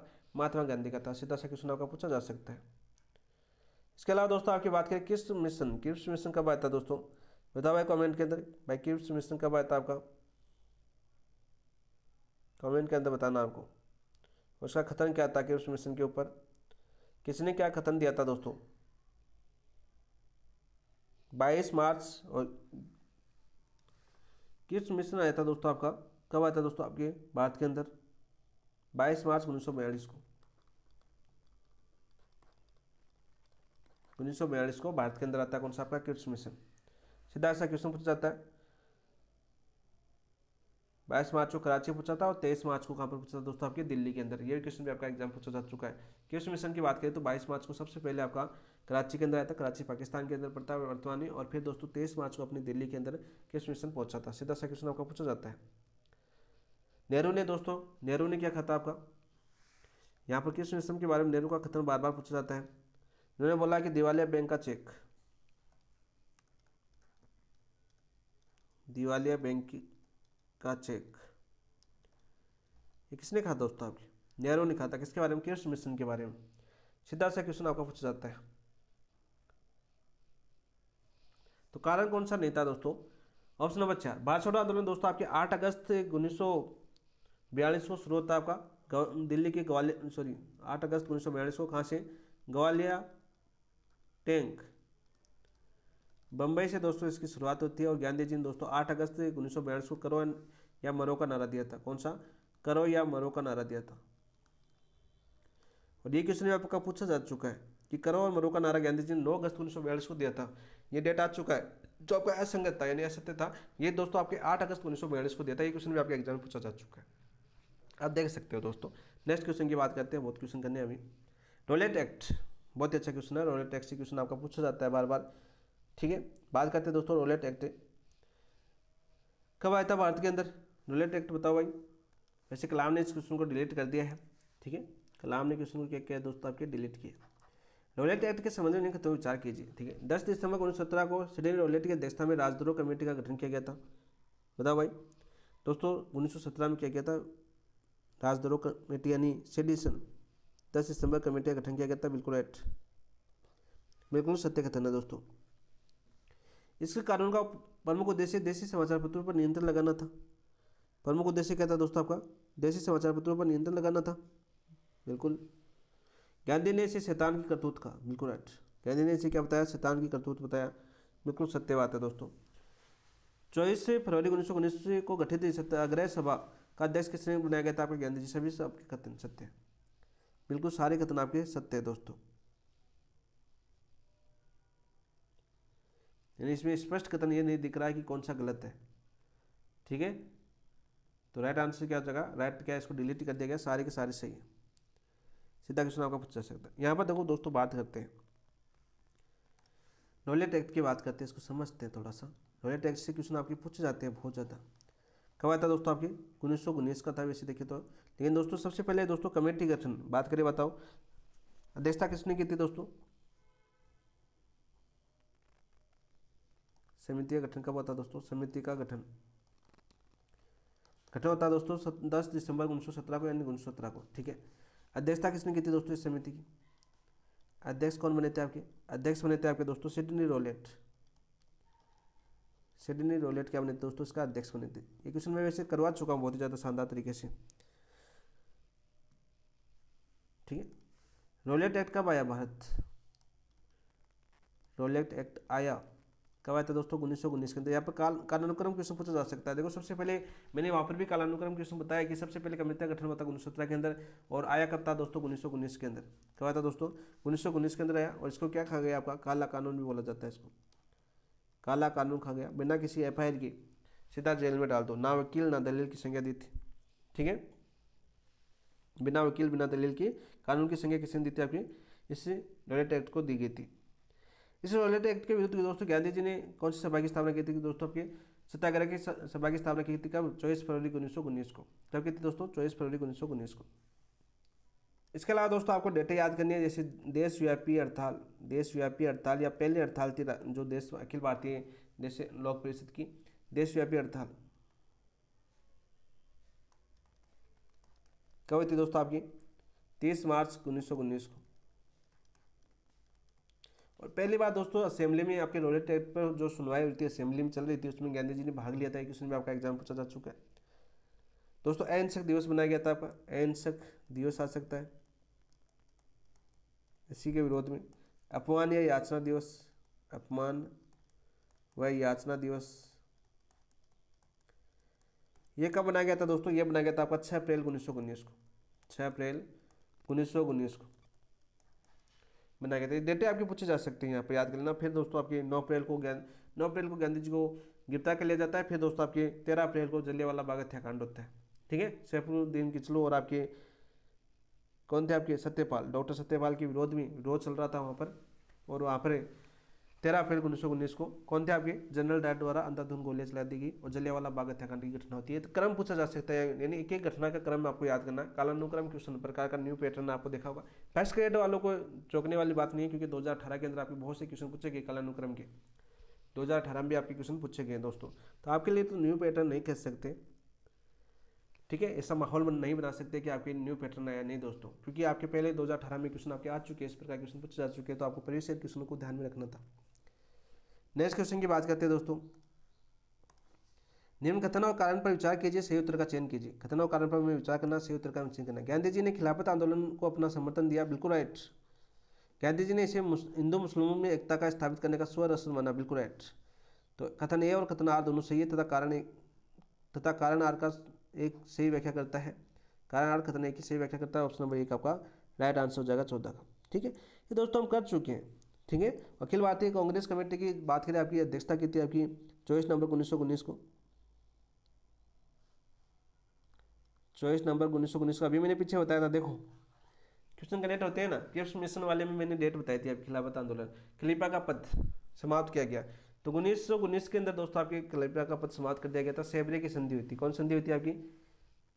सबसे पहले बात करते हैं दोस्तों खिलाफत आंदोलन की, एक बार दोबारा देख लीजिए। अब आप देखो कितनी बार रिविजन हो रहा है खिलाफत आंदोलन। तो दोस्तों एमसीक्यू का ये तो फायदा है। खिलाफत आंदोलन की बात करें दोस्तों, कौन सी संधि हुई थी? देखो सबसे पहले संधि की याद आनी चाहिए आपको। जब भी खिलाफत आंदोलन आए तो आपको संधि याद आनी चाहिए। कौन सी? आपकी सेबरे की संधि, सेबरे की संधि। और इस संधि के तहत दोस्तों आपके जो खलीफा का पद क्या कर दिया गया था दोस्तों? आपके ऑटोमन साम्राज्य का विभाजन हुआ था। इस संधि के तहत दोस्तों आपका क्या होता है? आपका ऑटोमन साम्राज्य का विभाजन, ऑटोमन साम्राज्य का विभाजन, विभाजन। और साथ साथ दोस्तों आपके पहला तो ये चीज याद करना, दूसरा दोस्तों आपके खलीफा का पद समाप्त, पद समाप्त। इस संधि के अंदर दोस्तों ये दो प्रावधान थे। दोस्तों इस खलीफा के पद को समाप्त किया गया, इसका विरोध पूरे विदेश में होता, लेकिन भारत के अंदर भी विरोध होता। और इसका विरोध किसने किया था दोस्तों? आपके अल्ली बंधुओं ने। किसने किया था दोस्तों? आपके अली बंधुओं ने किया था। और अली बंधुओं ने कौन सा आंदोलन चलाया? आपका खलीफा आंदोलन चलाया। कौन सा? खिलाफत आंदोलन, सॉरी खिलाफत आंदोलन चलाया। कब? 1919 और 1920 में ये आंदोलन चला था। और गांधी जी ने इसे स्वर्ण अवसर माना। 22-23 नवंबर को दिल्ली में आयोजित अखिल भारतीय खिलाफत कमेटी की अध्यक्षता किसने की थी? आपकी महात्मा गांधी ने की थी। किसने की थी दोस्तों? आपके महात्मा गांधी ने की थी। सीधा क्वेश्चन आपका पूछा जाता है। और दोस्तों यहाँ पर नोट लगा के याद कर लेना, एक क्वेश्चन में बार बार बताता हूँ। एक क्वेश्चन पूछा गया है, खिलाफत आंदोलन को राष्ट्रीय आंदोलन से जोड़ना गांधी की महान भूल किसने बताया? खिलाफत आंदोलन को राष्ट्रीय आंदोलन से जोड़ना, राष्ट्रीय आंदोलन से जोड़ना गांधी की महान भूल किसने बताया दोस्तों? ये क्वेश्चन आपके एग्जाम में आ चुका है। वो कौन थे? आपकी MC चांगला थे। मुख्य न्यायाधीश थे कौन? आपके MC चांगला।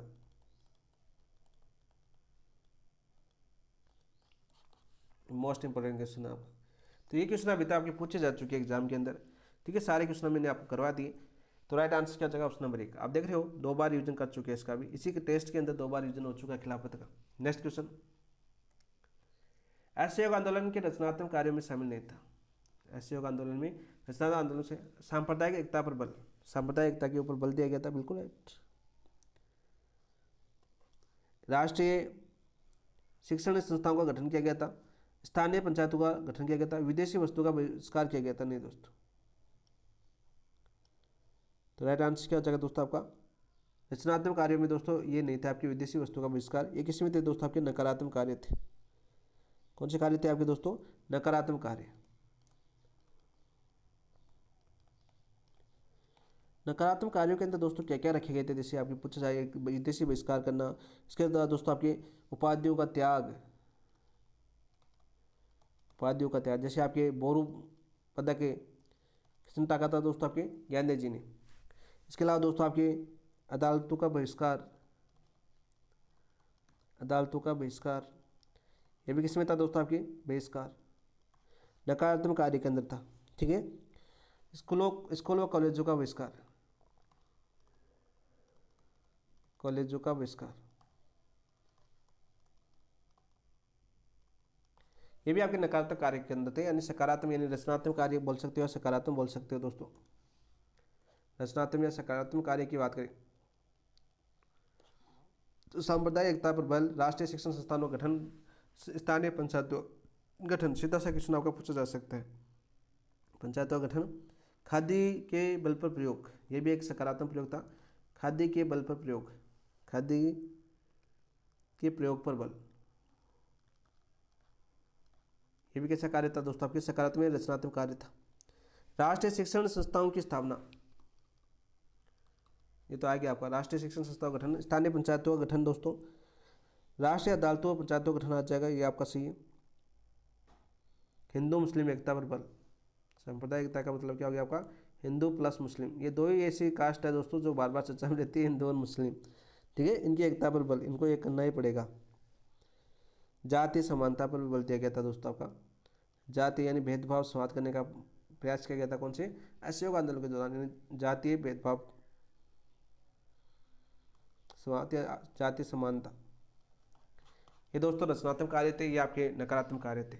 सीधा सा क्वेश्चन पूछा जा सकता है। असहयोग आंदोलन की बात करते हैं दोस्तों यहाँ पर।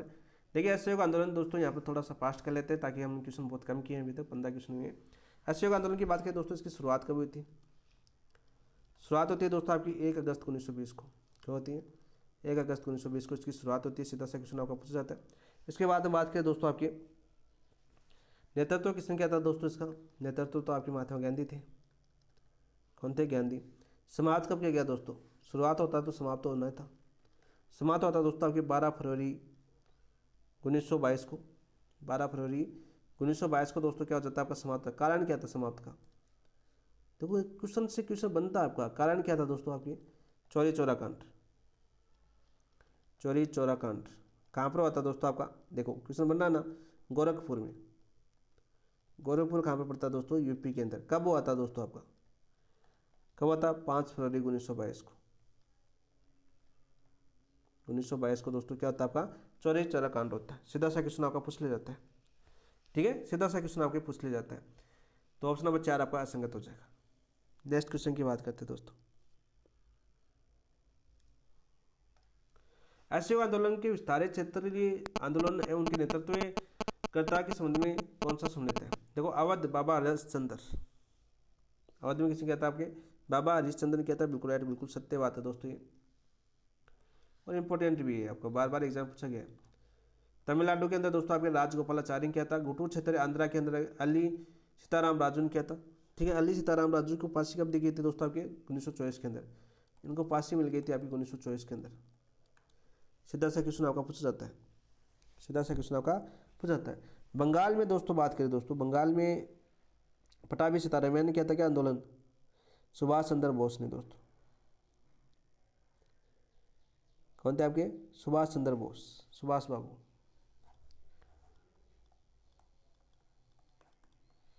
सुभाष बाबू ने दोस्तों नेतृत्व किया था। तो ऑप्शन नंबर 4 आपका सम्मिलित है। कौन सा आपका, ऑप्शन नंबर 4। सर्वाधिक विस्तार कहाँ पर होता है दोस्तों आपके, बंगाल के अंदर। असहयोग आंदोलन का सर्वाधिक विस्तार कहाँ पर होता है दोस्तों आपके, बंगाल के अंदर। सीधा सा क्वेश्चन पूछा जाता है। इसके अलावा दोस्तों एक क्वेश्चन और भी पूछा जाता है आपका, सीताराम राजू की बात करें दोस्तों, इन्होंने वन सत्याग्रह भी किया था। कौन सा आपका, वन सत्याग्रह या गुंडे विद्रोह अल्लूरी भी बोला जाता है इसको, वन सत्याग्रह। ये भी आपका क्वेश्चन पूछा जाता है दोस्तों। इसके बाद दोस्तों असहयोग आंदोलन में जो किसान है वो उन्होंने भी बहुत ज़्यादा, गिरिमिटिया मजदूर थे आपके। गिरिमिटिया मजदूर का नेतृत्व किसने किया था आपके, बाबा रामचंद्र ने। गिरिमिटिया मजदूरों का नेतृत्व, मजदूरों का नेतृत्व ये किसने किया था दोस्तों आपके, बाबा रामचंद्र ने किया था। अवध में थे आपके गिरिमिटिया मजदूर। कहाँ पर थे दोस्तों आपके, अवध के अंदर। और तमिलनाडु में दोस्तों किसान थे आपके, सॉरी गुंटूर क्षेत्र आंध्र प्रदेश में किसान थे आपके।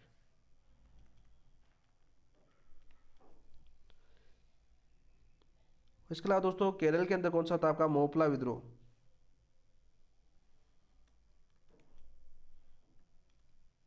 मोपला विद्रोह मोस्ट इंपोर्टेंट क्वेश्चन है आपका, मोस्ट इंपोर्टेंट है। ये पूछा जा चुका, कब बता, 1921 में। कहाँ पर दोस्तों, केरल के अंदर। और दोस्तों इसमें हिंदू मुसलमान द्वारा हिंदू जमींदारों के विरुद्ध किसान विद्रोह किया गया था। मुस्लिमों द्वारा हिंदू जमींदारों के विरुद्ध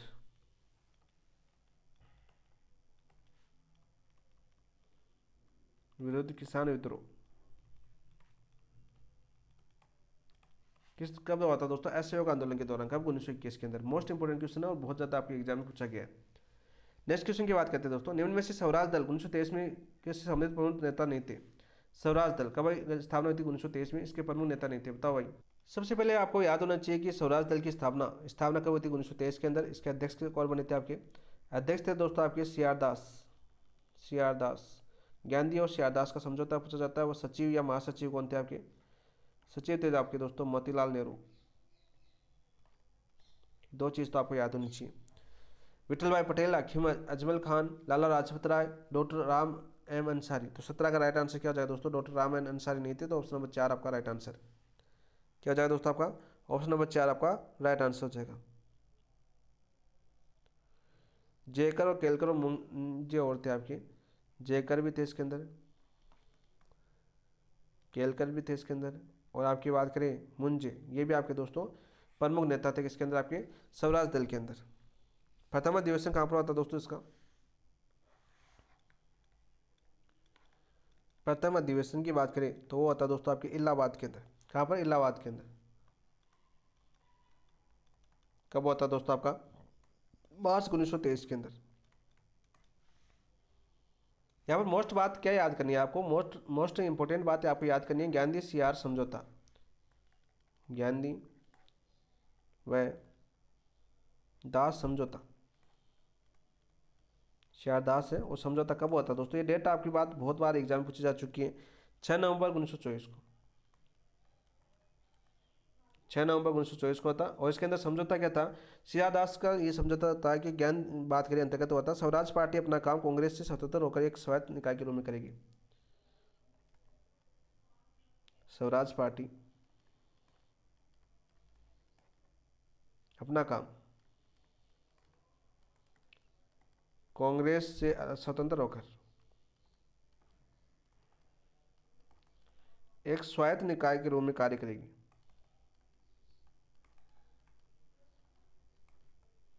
के रूप में कार्य करेगी। ये समझौता होता किसके बीच? आपके गांधी जी और सी आर दास के मध्य। सीधा सा क्वेश्चन आपका पूछा जाता है दोस्तों। नेक्स्ट क्वेश्चन की बात करते हैं दोस्तों।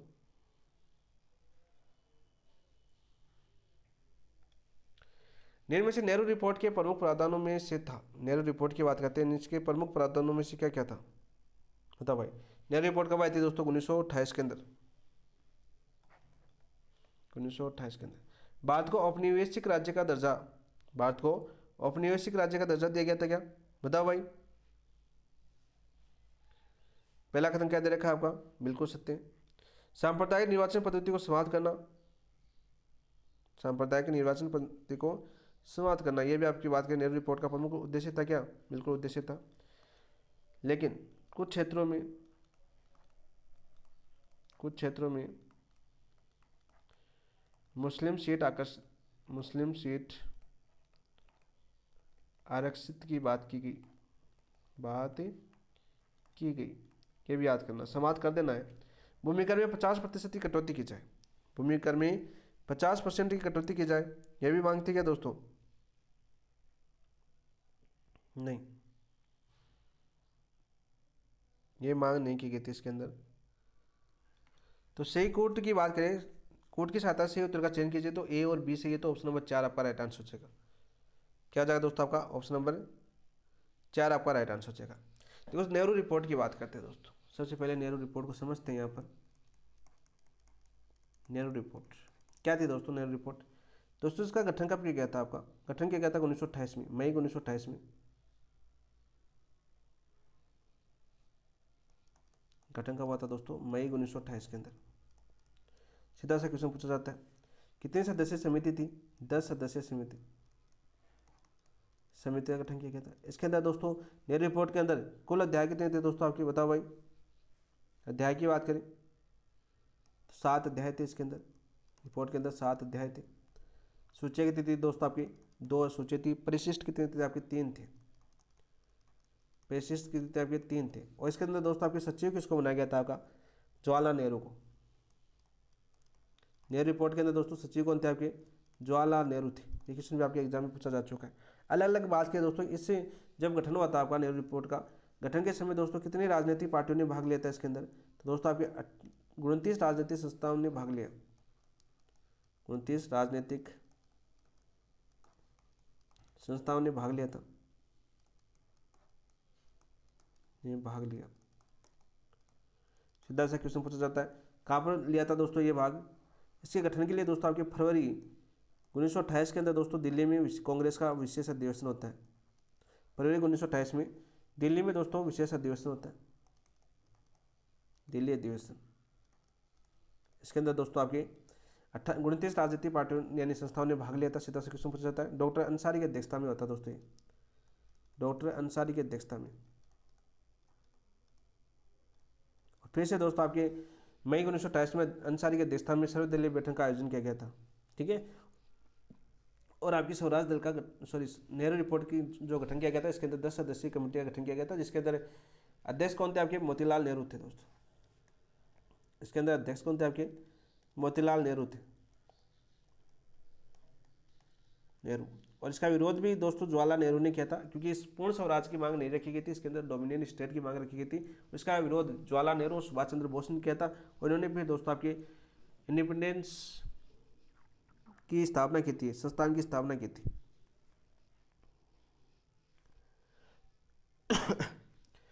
तो आपका ऑप्शन नंबर 4। नेक्स्ट क्वेश्चन, वैसे हम कंप्लीट कर चुके जन राष्ट्रवाद का उदय, क्लास नंबर 2। जन राष्ट्रवाद का उदय क्लास नंबर 2 था अपनी। उसके देखो दोस्तों आपके पहले ही क्वेश्चन यानी शुरुआती क्वेश्चन के अंदर दूसरा तीसरा क्वेश्चन यहाँ पर नेहरू रिपोर्ट है, और बहुत ही ज़्यादा शानदार तरीके से आपको करवाया गया।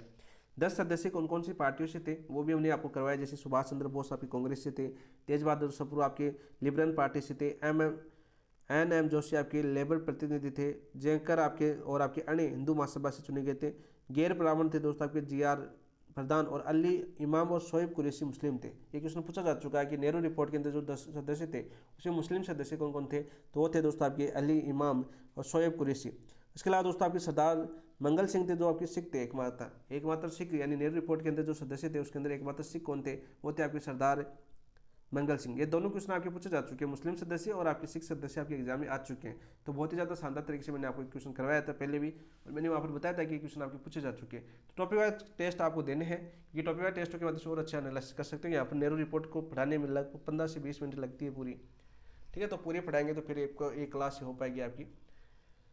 नेक्स्ट क्वेश्चन की बात करते हैं, थोड़ा जल्दी करते हैं। द्वितीय ग्वालियर सम्मेलन के दौरान गांधी जी ने कहना था, कांग्रेस पार्टी पूरे भारत का प्रतिनिधित्व करती है।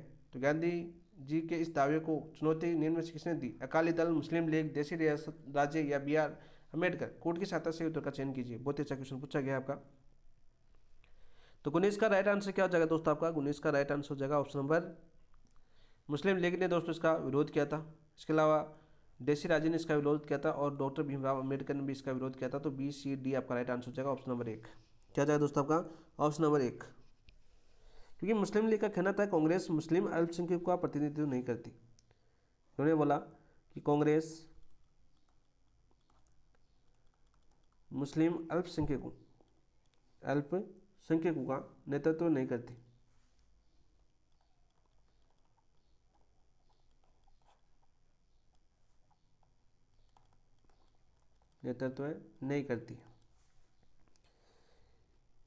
BR अम्बेडकर ने 3 से नीति की तरफ से ही उनका कहना था कि गांधी जी व कांग्रेस पार्टी निचली जातियों का प्रतिनिधित्व नहीं करती है, BR अम्बेडकर का कहना था।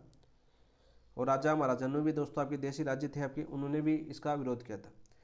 नेक्स्ट क्वेश्चन की बात करते हैं, क्वेश्चन नंबर 20। भारतीय राष्ट्रीय आंदोलन से संबंधित निम्न घटनाओं को का सही कालक्रम बताइए। देखो दोस्तों आपका आ चुका है क्वेश्चन, आ चुका है दोस्तों 20वां क्वेश्चन, बहुत ही अच्छा क्वेश्चन। सबसे पहले बात करें दोस्तों आपकी व्यक्तिगत सत्याग्रह। व्यक्तिगत सत्याग्रह कब आरंभ हुआ था दोस्तों? यह आरंभ हुआ था दोस्तों आपका व्यक्तिगत सत्याग्रह 17 अक्टूबर 1940 को। 17 अक्टूबर 1940 को यह आरंभ होता है। सबसे पहले 3 व्यक्ति थे। सबसे पहले व्यक्तिगत सत्याग्रह किसने किया था? आपका विनोबा भावे पूछा जाता है दोस्तों। जवाहरलाल नेहरू दूसरे थे, और तीसरे व्यक्ति थे आपके ब्रह्मदत्त। 4 वर्ष की सजा होती है दोस्तों आपकी, किसको? जवाहरलाल नेहरू को। क्रिप्स मिशन कब आता है दोस्तों? बताओ भाई, क्रिप्स मिशन कब आता है आपका? भारत के अंदर कब आया था दोस्तों? 22 या 23 मार्च 1942 को आया था। अगस्त प्रस्ताव आता 8 अगस्त 1940 को। 1940 को आया था दोस्तों। किसने प्रस्तुत किया था आपका? ये प्रस्तुत किसने किया था? ये क्वेश्चन पूछा जा चुका है और मैंने करवाया सारे क्वेश्चन। देख लो सारे क्वेश्चन वही आए हैं। मैंने बताया था कौन सा वायसराय था जिसने अगस्त प्रस्ताव प्रस्तुत किया, Lenin Lithgow, Lithgow, Lenin Lithgow थे। पूछा जाएगा दोस्तों आपका अगस्त प्रस्ताव। लेख का मुक्ति दिवस, बताओ भाई मुक्ति दिवस कब बनाया गया था? यह बनाया गया था 22 दिसंबर 1939 को। मुस्लिम लीग की बात करें इसको मुक्ति दिवस, डेलीवेरेंस डे भी बोलते हैं इसको, डेलीवेरेंस डे भी बोलते हैं। क्या दोस्तों इसको योम ए निजात ही बोलते हैं, योम ए निजात यानी छुटकारा। इसका अर्थ क्या है? छुटकारा। ये उर्दू में लिखा हुआ है आपका छुटकारा, हिंदी के अंदर आप समझ सकते हैं आपका छुटकारा या छुटारा भी बोलते हैं। तो ये दिवस बनाए गए थे। आप बताओ भाई 22 दिसंबर 1939 को। कालक्रम बताना था दोस्तों। सबसे पहले 22 दिसंबर 1900 से लिख देता हूँ इसको, 22 दिसंबर, देखो 22 कट चुका है, समझ नहीं पाएंगे जो शॉर्ट नोट्स बना रहे साथ साथ। 22 दिसंबर 1939 को। तो सबसे पहले 39 दे रखा है, तो डी आएगा दोस्तों, डी इसके अंदर है, इसके अंदर है, इसके अंदर, चौथा ऑप्शन आपका कैंसिल। फिर दोस्तों 22-23 मार्च 1942 किस मिशन आया था? 8 अगस्त 1940 को। कौन सा आता है? ये आपका अगस्त, और आपकी 17 अक्टूबर। तो अगस्त पहले आता है आपका, फिर अक्टूबर आता है, तो पहले 3 आएगा, फिर 3 आएगा आपका, तो इसके अंदर ये कैंसिल हो जाएगा। फिर दोस्तों आपका व्यक्तिगत सत्याग्रह आएगा। फिर आपका दोस्तों किस मिशन आएगा? तो ऑप्शन नंबर 2 आपका राइट आंसर हो जाएगा। कि चारों क्वेश्चन मैंने बहुत ही ज़्यादा शानदार तरीके से करवाए हैं। विनोबा भावे थे, जवाहरलाल नेहरू, ब्रह्मदत्त थे। अगस्त प्रस्ताव की बात करें, अगस्त प्रस्ताव किसने प्रस्तुत किया था? Lenin Lithgow. एक क्वेश्चन मैंने आपको करवाया था। मुस्लिम लीग द्वारा मुक्ति दिवस बनाया गया था 22 दिसंबर 1939 को। कौन सा दिवस था आपका? शुक्रवार था इस दिन। ये क्वेश्चन आपका एग्जाम में पूछा जा चुका है कि इस दिन कौन सा वार था? तो शुक्रवार। नेक्स्ट क्वेश्चन की बात करते हैं दोस्तों। 24 सितंबर 1432 को ये पुनः समझौते, देखो 1432 को नहीं होते आपके, 1932 को आता है। कब हुआ था दोस्तों आपका? 1932 को। ठीक है, 24 सितंबर 1932 को, 1432 में कुंभा फट रहे थे हम। ठीक है, 24 सितंबर 1932 को ये पुनः समझौते निम्न में से किसके हस्ताक्षर नहीं थे? महात्मा गांधी के नहीं थे भाई। किसके नहीं थे? महात्मा गांधी। पुनः समझौता किसके बीच हुआ था आपका? Mahatma Gandhi plus B.R. अम्बेडकर। इसके बाद हम दोस्तों आपके सांप्रदायिक पंचायत आया था आपका, उसके विरोध में भूख हड़ताल रखी थी किसने? महात्मा गांधी ने। और दोस्तों आपके इसके अंदर अल्पसंख्यकों का महत्व दिया गया, 148 सीटें दी गई थी कांग्रेस के अंदर। 148 सीट किसकी थी दोस्तों? आपके अल्पसंख्यकों की। ये याद कर लें दोस्तों, क्वेश्चन आपका बहुत बार पूछा गया है एग्जाम के अंदर। नेक्स्ट क्वेश्चन की बात करते हैं दोस्तों। ये वर्धा जेल के अंदर भूख हड़ताल रखी थी। निम्न कथनों पर विचार कीजिए। चलो विचार करते हैं। 22 का क्वेश्चन क्या है आपका? देखिए बहुत ही अच्छी तरह से हमने सुभाष चंद्र बाबू बोस पढ़ा था, हमने रास बिहारी बोस के अंदर भी क्वेश्चन करवाया था 2 बार। देखो आप देखो इस क्वेश्चन की बात करें तो हम 2 बार कर चुके हैं। क्या कर चुके हैं? 2 बार। जैसे INA यहाँ पर हमने रास बिहारी बोस पढ़ा था, यानी पहले टेस्ट के दूसरे टेस्ट के अंदर रास बिहारी बोस था, और तीसरे टेस्ट के अंदर आपका सुभाष चंद्र बोस था। तो दोस्तों रास बिहारी बोस के अंदर भी क्वेश्चन किया था, और आपके सुभाष चंद्र बोस के अंदर भी क्वेश्चन किया था। और इसके बाद हम दोस्तों आपकी बात करें उस टेस्ट में भी आपका ये क्वेश्चन आया था आपका माइनर टेस्ट 2 के अंदर, और आपकी बात के माइनर टेस्ट 4 बार इस टॉपिक कर चुके हैं। अब देखो हमसे कितना फायदा हो रहा होगा आपको। तो जो ना PAP by DK sir app के ऊपर जाना, आपका एक बार टॉपिक वाइज टेस्ट देना, फिर बताना अपना आकलन करना कैसे, वीडियो एनालिसिस करना, या इस सप्ताह के अंदर आपकी माइनर टेस्ट 4 की तैयारी साथ साथ करना, अपने साथ करना, आपको ऑटोमेटिक ऐसे हो जाएगा। यूट्यूब के माध्यम से कर लेना, कोई टेस्ट से लेनी नहीं है आपको, PAP DK सर पर जाना नहीं है। यूट्यूब के माध्यम से, इन टेस्टों के माध्यम से अपना आकलन करना, एनालिसिस करना, फिर देखना इस टेस्टों का कितना बेनिफिट मिलता है आपको, किस प्रकार से हम तैयारी करें, अपना टारगेट क्या है, किस टारगेट यानी बेस के ऊपर करें। ऐसा नहीं कि हमने सभी का बातें कर लिया कि रीट भी कराएंगे, सेकंड ग्रेड LDC सब कर लेंगे हम। तो ये आप बात करें, ये ऐसा नहीं है, सिर्फ फर्स्ट ग्रेड तो फर्स्ट ग्रेड, सेकंड ग्रेड तो सेकंड ग्रेड, रीट तो रीट। ठीक है, टीचिंग एग्जाम तो एग्जाम। नेताजी ने आज़ादी हिंद फौज की स्थापना 21 सितंबर 1943 को की थी, बिल्कुल राइट। ठीक है, आज़ादी हिंद सरकार की स्थापना 21 सितंबर 1943 को की थी, बिल्कुल सत्य है दोस्तों। INA के आरंभिक मुख्यालय टोक्यो बनाया गया था। आरंभिक मुख्यालय कहाँ पर बनाया गया था? टोक्यो बनाया गया था? नहीं दोस्तों, सबसे पहले मैंने क्या बताया था कि INA की बात करें दोस्तों,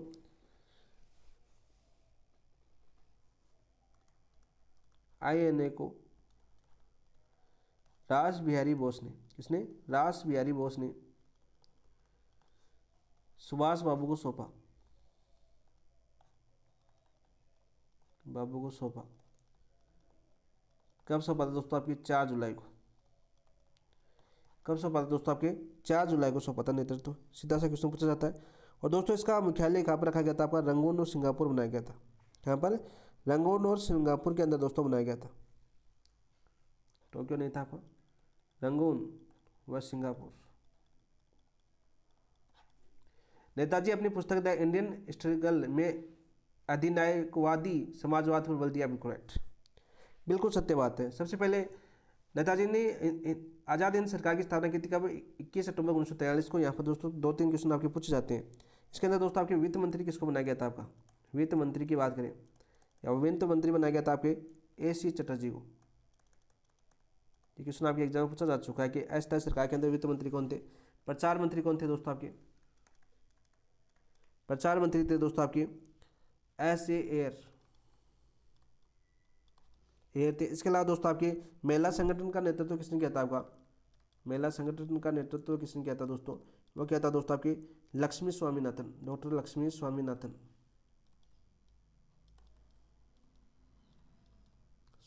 सीधा सा क्वेश्चन आपका एग्जाम में आ चुका है दोस्तों। और दोस्तों द इंडियन स्ट्रगल कब प्रकाशित हुई थी? ये प्रकाशित हुई थी दोस्तों 1934 के अंदर। कब? 1934 के अंदर। नेक्स्ट बात करते हैं दोस्तों 23 की, यानी बात करें इस क्वेश्चन की तो A और C सही है। A और C कौन से में? ऑप्शन नंबर 4 आपका राइट आंसर हो जाएगा। नेक्स्ट क्वेश्चन, सुभाष चंद्र बोस एवं महात्मा गांधी के बीच वैचारिक मतभेद निम्न में से मुख्य कारण किस कारण उत्पन्न हुए थे? हमने देखा कौन सा बात करें संकट आपका? त्रिपुरी संकट। त्रिपुरी संकट आया था कब? आया था दोस्तों 1939 के अंदर। औद्योगिकरण के विषय पर राइट आंसर क्या जगह? ऑप्शन नंबर 1 आपका राइट आंसर हो जाएगा। देखो दोस्तों हरिपुरा अधिवेशन की अध्यक्षता किसने की थी? हरिपुरा अधिवेशन के अंदर दोस्तों आपका अधिवेशन की बात करें जो 1938 के अंदर हुआ था। और इसके अंदर अध्यक्ष कौन बने थे? आपके सुभाष बाबू बने थे। कौन थे? सुभाष बाबू। और ये सुझाव किसने दिया था दोस्तों? महात्मा गांधी ने दिया था। लेकिन 1939 के अंदर पटाभी सीतारामैया को बनाना चाहते थे। आपकी पटाभी सीतारामैया को क्या बनना चाहते थे दोस्तों? आपकी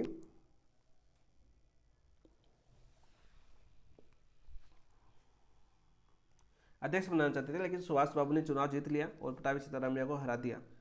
तो ये क्वेश्चन भी आपके एग्जाम में बहुत बार पूछा गया। सीतारामैया में बड़ी आएगी दोस्तों मात्रा।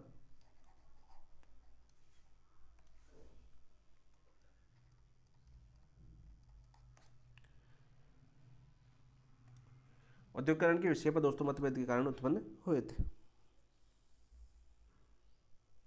नेक्स्ट बात करते हैं दोस्तों। नेक्स्ट क्वेश्चन क्या है अपना?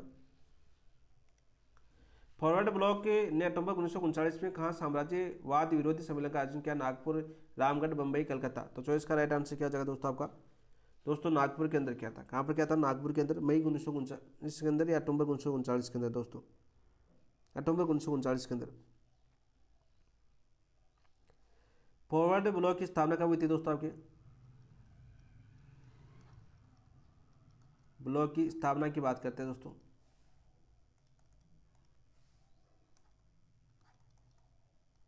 इसकी स्थापना कब होती है? मई 1938 के मई 1939 के अंदर, सॉरी मई 1939 के अंदर दोस्तों कांग्रेस के भीतर फॉरवर्ड ब्लॉक की स्थापना होती है। इसके अध्यक्ष कौन थे? आपके अध्यक्ष थे आपके सुभाष बाबू। पढ़ चुके हम, सारी चीज़ें मैंने करवाई सुभाष बाबू के अंदर। इसके उपाध्यक्ष किसको बनाया गया था दोस्तों? आपके उपाध्यक्ष बनाया गया था आपके पंजाब के सरदार थे आपके शार्दुल सिंह। कौन थे दोस्तों? आपके शार्दुल सिंह इसके उपाध्यक्ष थे। सीधा सा क्वेश्चन आपका पूछा जाता है। और एक और थे, एक सदस्य और थे आपके जो बार बार आपके एग्जाम पूछा गया। कौन सा? आपका शीलभद्र याजी। शीलभद्र याजी। नेक्स्ट क्वेश्चन की बात करते हैं, क्वेश्चन नंबर 25। देखिए 1943 में सुभाष चंद्र बोस द्वारा निर्मित स्वतंत्र भारत की अस्थायी सरकार को निम्नलिखित में से किन किन देशों ने मान्यता प्रदान की थी? किन किन देशों ने मान्यता प्रदान की थी? बताओ भाई। तो यहाँ पर क्वेश्चन पूछा गया है कि किन देशों ने मान्यता प्रदान की थी? फिलीपींस, क्रोएशिया, थाईलैंड, इटली दे रखा है दोस्तों। दोस्तों सबसे पहले बात करें दोस्तों अस्थायी सरकार का गठन कब हुआ था दोस्तों? बताओ भाई, अस्थायी सरकार गठन कब किया था आपका? 1943 के अंदर। कब है? 1943 के अंदर। सबसे पहले दोस्तों मान्यता किसने दी थी? सर्वप्रथम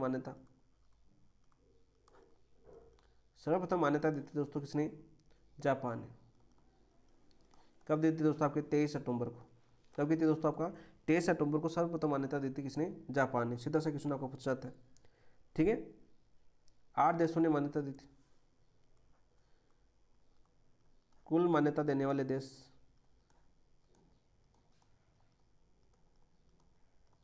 कितने थे दोस्तों? आपके 8 थे। कितने थे दोस्तों? आपके 8 थे। कौन कौन से थे आपके? जैसे जापान ने सर्वप्रथम दिया था, फिलीपींस की बात करें दोस्तों, क्रोएशिया की बात करें, इन्होंने 27 सितंबर को दिया था, 27 सितंबर को मान्यता दी थी। इसके बाद में दोस्तों आपके थाईलैंड ने बात करें तो थाईलैंड ने मान्यता दी थी दोस्तों आपके 19 नवंबर को। कब दी थी? 19 नवंबर को। और फिलीपाइन ने भी दे दी थी। इटली की बात करें दोस्तों, इटली ने 9 नवंबर को दी थी। कब दी थी दोस्तों? आपकी 9 नवंबर को दी थी। तो यहाँ पर राइट आंसर क्या जाएगा? ABCD। तो ऑप्शन नंबर 3 आपका राइट आंसर हो जाएगा। ये 2-3 डेटे आपको याद होनी चाहिए। इसके बाद में दोस्तों आपकी बर्मा, जापान के बाद में किसने मान्यता दी थी? आपकी बर्मा ने दी थी। कब आपकी? बताओ भाई, 24 सितंबर को।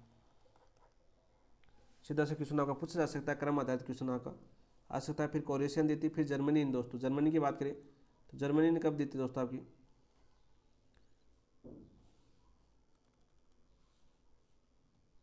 जर्मनी दी थी आपकी दोस्तों 29 अक्टूबर को। कब दी थी मान्यता? 29 अक्टूबर को मान्यता दी थी। नेक्स्ट क्वेश्चन की बात करते हैं दोस्तों। नेक्स्ट क्वेश्चन क्या अपना? सूची फर्स्ट को सूची सेकंड के साथ सम्मिलित करें था, नीचे कोट को सही उत्तर का चयन किया। देखो हम पर्यटन स्थल बात करें और अवस्थित हम पढ़ चुके हैं। लालगढ़ कहाँ पर दोस्तों? आपके गंगा सिंह ने लालगढ़ का निर्माण करवाया था, बीकानेर के अंदर। कहाँ पर दोस्तों? आपका बीकानेर के अंदर है दोस्तों। निर्माण किसने करवाया था? आपका निर्माण करवाया था दोस्तों किसने? गंगा सिंह ने, अपने पिता की याद में। इसके अलावा बात करें दोस्तों आपके केला पानी। केला पानी कहाँ पर दोस्तों? बताओ भाई। बांसवाड़ा के अंदर स्थित है। दौलत बाग है अजमेर के अंदर है। वर्तमान में सुभाष बाग के नाम से जाना जाता है। वर्तमान नाम सुभाष बाग। रामेश्वर धाम आप जानते हो, अभी सवाई माधोपुर के अंदर है। कौन सी? बनास, चंबल प्लस शिव के त्रिवेणी संगम पर। त्रिवेणी संगम पर। सीधा सा क्वेश्चन आपका पूछा जा चुका है एग्जाम के अंदर। राइट आंसर क्या जगह आपका? 4 1 3 2। तो ऑप्शन नंबर 3 आपका राइट आंसर कर चुके हैं। नेक्स्ट क्वेश्चन, राजस्थान के निम्नलिखित में से किस क्षेत्र में मालानी महोत्सव 2025 मनाया गया? तो मालानी महोत्सव कहाँ पर मनाया जाता है दोस्तों आपका? बताओ भाई। मालानी महोत्सव कहाँ पर मनाया जाता है आपका? किराडू मंदिर में मनाया जाता है आपका, तो बाड़मेर के अंदर। किराडू मंदिर कब मनाया गया था आपका? 27 से 28 सितंबर को। 27-28 सितंबर को मनाया गया था। काटल महोत्सव कहाँ पर मनाया जाता है दोस्तों आपका? काटल महोत्सव की बात करें तो ये मनाया गया था दोस्तों आपके प्रतापगढ़ के अंदर, जनवरी में। इसके अलावा दोस्तों बात करें आपके माई महोत्सव बांसवाड़ा के अंदर। बांसवाड़ा के अंदर मनाया जाता है। कब दोस्तों? ये मनाया जाता है आपका माई महोत्सव मनाया जाता है आपका जनवरी फरवरी में। इसके अलावा दोस्तों आपको याद करना है आबानेरी महोत्सव दौसा के अंदर मनाया जाता है आपका। आबानेरी महोत्सव दौसा के अंदर मनाया जाता है। आबानेरी कब मनाया जाता है दोस्तों आपका? बताओ, सितंबर अक्टूबर में। प्रतिवर्ष मनाए जाते हैं तो इसलिए याद होना चाहिए आपका। तो राइट, पाली के अंदर दोस्तों कौन सा मनाया जाता है आपका? पाली दे रखा है, तो पाली के अंदर मनाया जाता है आपका रणकपुर जुआई बांध महोत्सव। इस बार मैंने आपको शॉर्ट भी बनाया था, रणकपुर जुआई बांध महोत्सव। रणकपुर मंदिर के अंदर दोस्तों ये बनाया जाता है आपका। कब बनाया जाता है दोस्तों आपका? पाली के अंदर। कौन से माह के अंदर बनाया जाता है दोस्तों? सितंबर माह के अंदर। कौन से माह में? सितंबर माह के अंदर दोस्तों बनाया जाता है। ऑप्शन नंबर 4 नेक्स्ट, राजस्थान की नवीनतम पर्यटन नीति कब जारी की गई थी? राजस्थान की नवीनतम पर्यटन नीति कब आई थी दोस्तों? बताओ भाई। 10 दिसंबर 2025 को। कब आई थी? 10 दिसंबर 2025 को। ऑप्शन नंबर 2 आपका राइट आंसर हो जाएगा। राजस्थान पर्यटन नीति कब आई थी सर्वप्रथम? राजस्थान पर्यटन नीति कल ही करवाया सारा, 2001 में आई थी दोस्तों, ठीक है। फिर दोस्तों आपकी राजस्थान पर्यटन नीति 2020 के अंदर आई थी।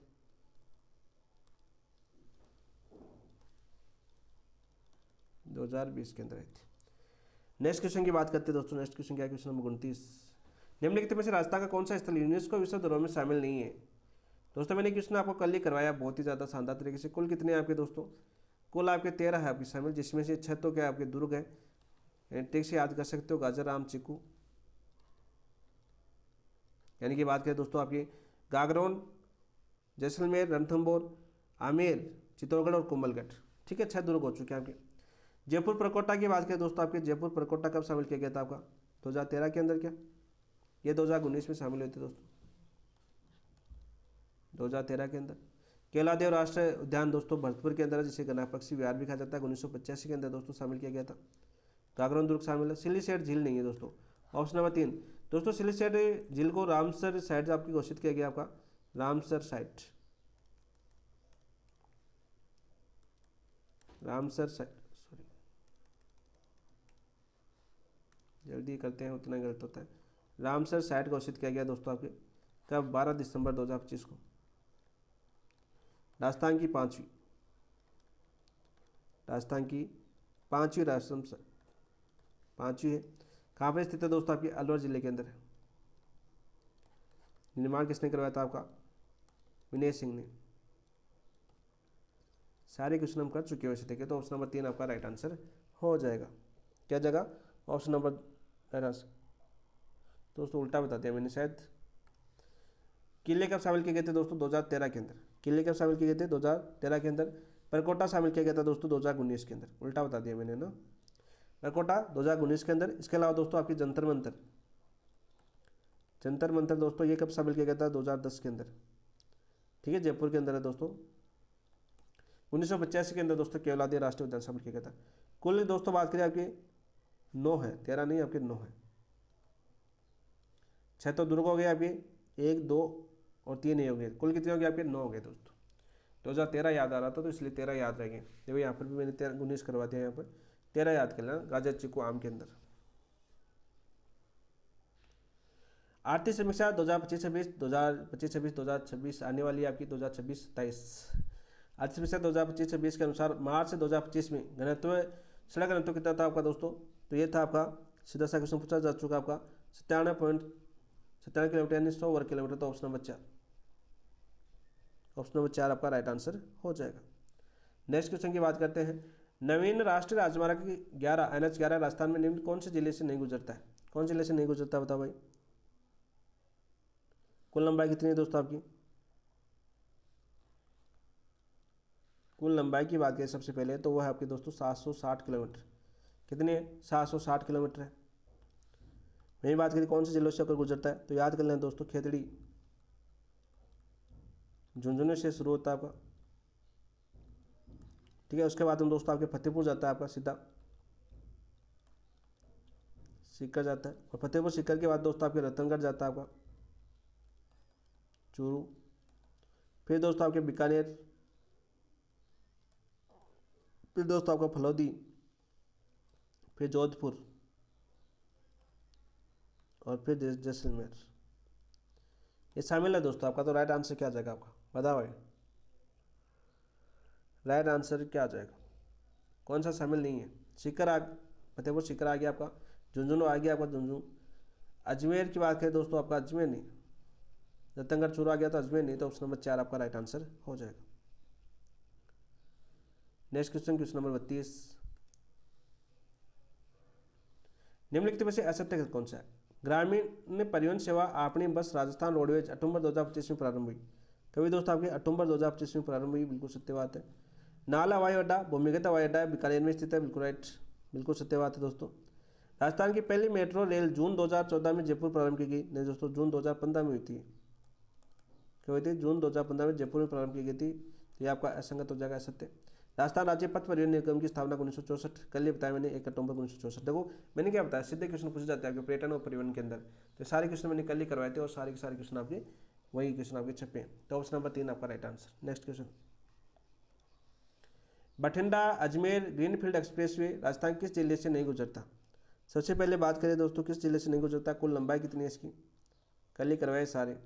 कुल लंबाई दोस्तों आपकी 489, कितनी है आपकी? 489 किलोमीटर है। कौन से जिलों से दोस्तों गुजरता है आपका? जिलों की बात करें तो आपके दोस्तों हनुमानगढ़, फिर दोस्तों बात करें आपके चूरू, फिर आपके सीकर, फिर दोस्तों आपके नागौर, उसके बाद दोस्तों आपके अजमेर से गुजरता है। तो दोस्तों हनुमानगढ़ है, सीकर है, चूरू है, जोधपुर नहीं है, तो ऑप्शन नंबर 1 आपका राइट आंसर हो जाएगा। क्या हो जाएगा दोस्तों आपका ऑप्शन नंबर 1 आपका राइट आंसर। नेक्स्ट क्वेश्चन की बात करते हैं, क्वेश्चन नंबर 34। देखिए निम्नलिखित में से कौन सा सही शामिल नहीं है? खनन क्षेत्र और खनिज देखकर मैंने वो बहुत ही ज़्यादा शानदार तरीके से हमने करवाया था। ठीक है, सिलिसियस अर्थ का अर्थ क्या है दोस्तों आपका? सिलिसियस का मतलब कहाँ पर पाया जाता है आपका? अकाली और मंडाई क्षेत्र में। कहाँ पर पाया जाता है दोस्तों? अकाली और मंडाई क्षेत्र के अंदर, बिल्कुल राइट, पहला बिल्कुल सही। गया पत्थर दोस्तों ओरडा और डेकोटा, बिल्कुल राइट। सिलिसिएट दोस्तों बारोदिया, ये खान मैंने बहुत बार आपके एग्जाम के अंदर, देखो कल ही मैंने जब आपको करवाया था तो मैंने चीज़ बताई थी आपकी, बारोदिया कहाँ पर? अजमेर के अंदर दोस्तों। गोयडा, बिल्कुल राइट। कैलसाइट केसरपुरा और मानपुरा, नहीं दोस्तों, केसरपुरा और मानपुरा कैलसाइट की खान नहीं है, तो ऑप्शन नंबर 4 आपका गलत हो जाएगा। ठीक है, ऑप्शन नंबर 4 आपका गलत हो जाएगा। तो सबसे पहले तो आपको ये याद होना चाहिए केसरपुरा मानपुरा कहाँ पर? आपकी प्रतापगढ़ के अंदर है। और यहाँ से प्रमुख उत्पादन किसका होता है दोस्तों? आपका हीरो का। ये क्वेश्चन बहुत बार पूछा गया और मैंने नोट लगा के याद करवाया था इसको, हीरा। और देखो क्वेश्चन आ गया ना आपका। ठीक है, कैलसाइट की बात करें दोस्तों, कैलसाइट सबसे ज़्यादा जैसे बेलका फाड़ आपका सिरोही के अंदर है, कौन सा आपका? बेलका फाड़, खिला, ये दोनों कहाँ पर है दोस्तों? आपके सिरोही के अंदर है। इसके अलावा दोस्तों बात करें आपकी सीकर के अंदर है मोडा और रायपुर, ये कौन से जिले के अंदर पड़ता है दोस्तों? आपके सीकर जिले के अंदर पड़ता है। जयपुर के अंदर दोस्तों द्वारकापुर और नजर, द्वारकापुर और नजर की बात करें तो ये कौन से जिले के अंदर? आपके जयपुर जिले के अंदर। कौन जिले के अंदर आपके दोस्तों? जयपुर जिले के अंदर स्थित है। इसके अलावा भी बात करें दोस्तों आपकी कैलसाइट के और भी खाने हैं क्या? और भी खाने जैसे उदयपुर के अंदर है दोस्तों आपके, जैसे उदयपुर के अंदर कौन सी आपकी? गेफल, राबजा और डिंकली, गेफल, राबजा और आपके दोस्तों डिंकली, ये कहाँ पर है दोस्तों? आपकी उदयपुर के अंदर। ठीक है, याद करनी है चीज़ें आपको, सीधा सीधा किसको पूछा जा सकता है। गया पत्थर की बात करें दोस्तों आपकी, ठीक, गया पत्थर आपकी ओरडा और डेकोटा कौन से जिले के अंदर स्थित है? जिले भी तो याद होने चाहिए ना। तो दोस्तों यहाँ पर बात करें आपकी, देखो सीधा सा क्वेश्चन बात करें, ओरडा कहाँ पर है दोस्तों? आपकी ओरडा है ये आपकी उदयपुर के अंदर है। कौन जिले के अंदर है? उदयपुर के अंदर। और डेकोटा कहाँ पर दोस्तों? आपके दौसा के अंदर है। ठीक है, चीज़ें भी आप याद कर लेना साथ साथ। सिलिका शेड की बात करते हैं दोस्तों, सिलिका शेड इन कांच बालू का स्तूप भी बोलते हैं इसको, कांच बालू का। बारोदिया मैंने मोस्ट इंपोर्टेंट बताया था आपका सिलिका शेड के अंदर दोस्तों। बारोदिया कहाँ पर आपका? बूंदी के अंदर। कहाँ पर है? बूंदी के अंदर। और मोस्ट इंपोर्टेंट बताया था मैंने आपको इसको, क्योंकि बार बार एक क्वेश्चन आपका पूछा जाता है। और गुड़हा कहाँ पर है दोस्तों आपके? बताओ भाई, गुड़हा, गुड़हा कहाँ पर है आपका? सिलिका शेड का गुड़हा आपको बताना है कमेंट के अंदर कहाँ पर है। कुंडाला तो जयपुर के अंदर है, मेरे हिसाब से जयपुर के अंदर होनी चाहिए। केसरपुरा और मानपुरा दोस्तों इराकी खान है, तो ऑप्शन नंबर 3 आपका, सॉरी 4 आपका राइट आंसर हो जाएगा। नेक्स्ट क्वेश्चन की बात करते हैं दोस्तों। राजस्थान खनिज नीति 2024 में अब तक 1 करोड़ से अधिक लोगों को प्रत्यक्ष व अप्रत्यक्ष रोजगार प्रदान करने का लक्ष्य रखा गया। 1 करोड़ लोगों को लक्ष्य दिया गया, राजस्थान में बेरोजगारी खत्म करने का लक्ष्य है। 2028 को 29, 2029 30, 2046 47, 2049 50। तो राइट आंसर क्या हो जाएगा 35 का? 2046 47 तो दोस्तों 1 करोड़ लोगों को राजस्थान के अंदर रोजगार मिलेगा, राजस्थान खनिज नीति 2024 में। नेक्स्ट बात करते हैं दोस्तों, नेक्स्ट क्वेश्चन क्या अपना? क्वेश्चन नंबर 36 देखिए अपना, 40 करना है हमें। निम्नलिखित में से कौन सा सही सम्मिलित नहीं है? पेट्रोलियम क्षेत्र और अवस्थिति दे रखी है, तो दोस्तों आपकी सादे वाला आपका जैसलमेर के अंदर है, बिल्कुल राइट। मंगला आपका बाड़मेर के अंदर है, बिल्कुल राइट। मंगला, महेश्वरी, सरस्वती, ठीक है। बाड़मेर के अंदर मैंने क्या क्या बताए थे दोस्तों? आपकी बाड़मेर और सातचौर दोनों के अंदर बताया था मैंने। कौन सी थी आपकी? मंगला था, भाग्यम था आपका, ऐश्वर्या था आपका, ऐश्वर्या, कामेश्वरी बताया था मैंने, कामेश्वरी। इसके अलावा दोस्तों मैंने क्या बताया था? रागेश्वरी बताया था आपको, रागेश्वरी। और क्या बताया था? वंदना, सरस्वती, सारे बता दिए थे मैंने, शक्ति और विजया। कहाँ पर थे दोस्तों? सारे के सारे बाड़मेर, बाड़मेर, साचौर, बेसिन, बेसिन की बात करें, ये सारी फैक्ट्री लगी हुई थी। पूनम जालो, पूनम, पूनम कहाँ पर दोस्तों बताओ भाई? बीकानेर, नागौर बेसिन के अंदर आता है आपका पूनम। जैसे पूनम, बीकानेर, नागौर बेसिन। तो ऑप्शन नंबर 3 बाघेवाला आपकी बात करें बीकानेर के अंदर, ऑप्शन नंबर 3 आपका राइट आंसर हो जाएगा। नानू वाला भी दोस्तों इसी के अंदर आता है आपका, नानू वाला। नेक्स्ट क्वेश्चन, सूची फर्स्ट को सूची सेकंड के साथ सम्मिलित कीजिए तथा नीचे दिए कोड को से उत्तर चुनिए। खनिज दे रखे और खनन क्षेत्र, देखो मैंने सारे करवाए आपको ये चीज़ें। देखो मैंने क्या बताया था आपका, तांबा, तांबा सेनप्री, तो यहाँ पे याद कर लेना तांबा सेनप्री। सेनप्री कहाँ पर है दोस्तों, ये खनन क्षेत्र आपके अलवर के अंदर है, कभी झुंझुनू मत कर देना। लोहा एस की बात करें तो लोहा एस की बात करें आपकी कौन सी, नाथरा की पाल है क्या दोस्तों आपका। नाथरा की पाल मैंने कहाँ पर बताई थी, उदयपुर के अंदर बताई थी। कहाँ पर, उदयपुर के अंदर। तो देखो पहला दो में दूसरा एक में, पहला दो में दूसरा एक में, इसमें और इसमें है। तो पहला बात करें आपकी, पहला और तीसरा ऑप्शन तो आपका कैंसिल हो जाएगा 37 का। मैग्नीज की बात करें दोस्तों, मैग्नीज की कौन सी है आपकी, बताओ भाई। तलवाड़ा है क्या, तलवाड़ा बांसवाड़ा के अंदर हो, बांसवाड़ा में सबसे ज़्यादा मैग्नीज पाया जाता है आपका। तो किसमें हो जाएगा आपका, 4 के अंदर। तो 4। शीशा जस्ता बात करें आपकी, कार्तिक हो जाएगा। शीशा जस्ता में क्या जाएगा आपका, ताड़, कार्तिक कौन से जिले के अंदर है दोस्तों, आपकी अजमेर के अंदर है आपकी। ताड़ सॉरी कार्तिक अजमेर जिले के अंदर है। तो ये भी साथ साथ याद होने, मैंने सारे करवाए हैं आपको। कलाम की बुकलेट में ये नहीं दे रखे हैं जिले वगैरह, ठीक है। आप सोचोगे उसके विश्लेषण में भी जिले वगैरह दे रखे, नहीं। 2 1 4 3, तो ऑप्शन नंबर 4। नेक्स्ट, निम्नलिखित में से कौन से सम्मिलित है, सीमेंट और स्थान। मंगलम सीमेंट मैंने क्या बताया थी, मोडा कोटा के अंदर है, मोडा के कोटा के अंदर है, बिल्कुल राइट। बिनाली सीमेंट सिरोही के अंदर है। श्री राम सीमेंट दोस्तों मीरापुरा के अंदर नहीं है आपकी।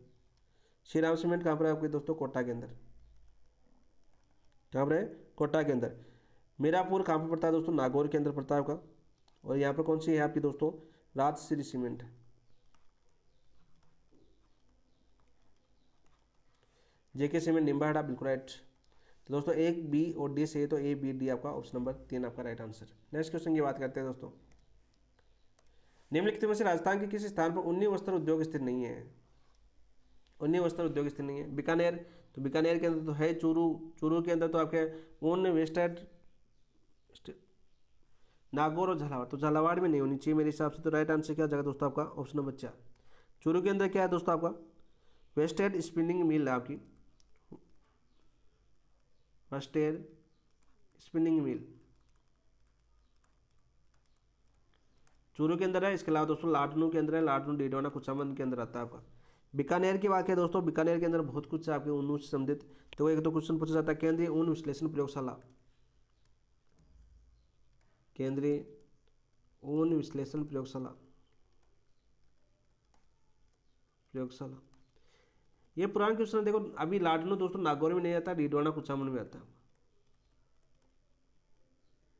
पहले नागौर में आता था, पहले किस में आता था दोस्तों आपका, पहले नागौर। ये भी लिख लो साथ साथ ताकि आपको याद हो जाए। इसके अलावा बीकानेर में क्या है दोस्तों आपका, राजस्थान की सबसे बड़ी ऊन मंडी भी कहाँ पर है, बीकानेर में। राजस्थान की सबसे बड़ी ऊन मंडी, ऊन मंडी, ये भी कहाँ पर है दोस्तों आपके, बीकानेर जिले के अंदर स्थित है। सीधा सा क्वेश्चन आपका पूछा जाता है। स्टेट वुलन मिल भी कहाँ पर आपकी, स्टेट वुलन मिल, ये भी दोस्तों बीकानेर के अंदर स्थित है, ठीक है। देश का 48% ऊन उत्पादन, देश की बात करें, देश का 48% ऊन उत्पादन कौन करता है दोस्तों आपका, बीकानेर करता है। कौन करता है आपका, बीकानेर करता है। सीधा सा क्वेश्चन आपका पूछा जाता है, ठीक है। इसके अलावा दोस्तों ऊन प्रशिक्षण केंद्र कहाँ पर आपका, जयपुर के अंदर। ऊन प्रशिक्षण केंद्र की बात करें तो ये कहाँ पर आपका, जयपुर के अंदर है, ठीक है। सीधा सा क्वेश्चन आ जाता है आपका, केंद्रीय ऊन विकास बोर्ड। ये क्वेश्चन बहुत बार एग्जाम में पूछा गया, केंद्रीय ऊन विकास बोर्ड। और मैंने बोला था कि यहाँ से क्वेश्चन आपका बहुत बार पूछा जाएगा। तो ये दोस्तों आपकी केंद्रीय ऊन विकास बोर्ड जोधपुर के अंदर। सारे वही क्वेश्चन पूछे गए जो हमने करवाए हैं दोस्तों, ठीक है। तो राइट आंसर क्या हो जाएगा दोस्तों, ऑप्शन नंबर 4। नेक्स्ट क्वेश्चन की बात करते हैं और आज का अंतिम क्वेश्चन, निम्नलिखित औद्योगिक पार्क की स्थिति में कौन सा असम्मिलित है, बताओ। सोलर पैनल निर्माण पार्क ककानी औद्योगिक क्षेत्र जोधपुर में आपका, कहाँ पर है, ककानी औद्योगिक क्षेत्र जोधपुर के अंदर, बिल्कुल है। Green tech mega food park Kota के अंदर नहीं है आपका, green tech mega food park Roopangarh Ajmer के अंदर है दोस्तों, अजमेर के अंदर स्थित है। सोनियाना सिरेमिक एवं ग्लास जोन चित्तौड़गढ़ के अंदर, गजनेर सिरेमिक एवं ग्लास जोन बीकानेर के अंदर स्थित है। सीधा सा क्वेश्चन आपका पूछा था, ऑप्शन नंबर 2 आपका राइट आंसर हो जाएगा दोस्तों। तो ये थे दोस्तों आज की क्लास की बात करें, आज की 40 क्वेश्चन एनालिसिस की हमने विश्लेषण किया, बहुत ही ज़्यादा बेहतरीन तरीके से एनालिसिस विश्लेषण किया है, तभी इतना टाइम आपका लग चुका है। वैसे 1.5 घंटे की क्लास है, 10 मिनट तो अपना ऐप वगैरह और आपके सिलेबस बताने में आपकी ख़राब हो गई थी। वो ज़रूरी होता है किसी भी टेस्ट या एग्जाम की शुरू करें तो सबसे पहले आपको सिलेबस याद होना चाहिए। अब बात करते हैं दोस्तों, ये आपका टेस्ट आप कहाँ पर दे सकते हो, ये टेस्ट दे सकते हो अपने ऐप के ऊपर PAP बाय DK सर। यहाँ पर विजिट कीजिए दोस्तों, यहाँ पर सबसे पहले टेस्ट दीजिए अपना, फिर दोस्तों उसका एनालिसिस देखिए। यूट्यूब के अलावा आप वहाँ पर देख सकते हैं एनालिसिस, यहाँ पर वीडियो के माध्यम से भी आपको क्या करवाया जाता है। आपका टॉपिक वाइज टेस्ट होते हैं दोस्तों, आपके टॉपिक वाइज टेस्ट सिलेबस के अनुसार। इसके अलावा दोस्तों आपके सही लिख देता हूँ, थोड़ा सा फास्ट के चक्कर में कर लेता हूँ। टॉपिक वाइज टेस्ट यहाँ पर होते हैं, उसका वीडियो एनालिसिस करते हैं। साप्ताहिक टेस्ट दोस्तों इसके ऊपर होते हैं आपके साप्ताहिक टेस्ट। इसी के ऊपर दोस्तों आपके रिवीजन टेस्ट होंगे, आपकी रिवीजन टेस्ट। इसी के ऊपर दोस्तों आपके लास्ट में जब हम करेंगे तो फुल टेस्ट भी यहाँ पर देखने को मिलेंगे, आपके फुल सिलेबस टेस्ट। ऐसा नहीं कि कलाम की 4 टेस्ट, नहीं, विभिन्न कोचिंगों के सभी टेस्ट आपको देखने को मिलेंगे, जिस प्रकार से हमने लास्ट टाइम करवाया था कोचिंगों के, जो लास्ट टाइम हमने करवाया था उसी प्रकार से देखने को आपको मिलेंगे। लगभग हम 20 टेस्ट मानकर चलिए, फाइनल टेस्ट लगभग 20 यदि कोचिंगों के मिल जाएंगे तो वो करेंगे, वो तो लगभग मिल जाएंगे, जैसे कलाम, अमल गरबा, प्रयास, ठीक है, सक्सेस पॉइंट के मिल जाएंगे। इसके अलावा दोस्तों आपकी बात करें उत्कर्ष के आपके मिल जाएंगे, तो 20 टेस्ट तो आपके हो जाएंगे, वो टेस्ट तो करेंगे। इसके अलावा दोस्तों जितने लास्ट मंथ के अंदर जितने हम फुल टेस्ट करेंगे उतने ही अपने के लिए कम है, तो बहुत ज़्यादा प्रैक्टिस करने वाले हैं आपके लिए। लगभग 20 टेस्ट मैंने टारगेट बना रखा है कि 20 टेस्ट आपके फुल टेस्ट और उनका वीडियो एनालिसिस। तो एक बार सिलेबस को पूरा कंप्लीट करना, 2 बार रिवीजन करना उन फुल टेस्टों के माध्यम से। हर उस मोस्ट टॉपिक की बात करें वहाँ से जिस प्रकार से पूछा जाता है वो सब करवाएंगे आपको, यहाँ पर क्लास बेहतरीन होने वाली है। इसके अलावा दोस्तों आपके शॉर्ट नोट्स इसके ऊपर उपलब्ध करवाए जा रहे हैं, साथ साथ आपकी ऑथेंटिक बुक इसके ऊपर अपलोड कर चुकी है। और आपकी कंटेंट की बात करें तो कंटेंट धीरे धीरे इसके ऊपर आपको सारा कंटेंट भी मिल जाएगा। चलिए दोस्तों इसके साथ इस क्लास समाप्त करते हैं। समाप्त करने से पहले जिन दोस्तों ने अभी तक चैनल को सब्सक्राइब नहीं किया, चैनल को सब्सक्राइब करना, वीडियो को लाइक करना और अपने दोस्तों के साथ शेयर करना। थैंक यू, धन्यवाद दोस्तों, जय हिंद।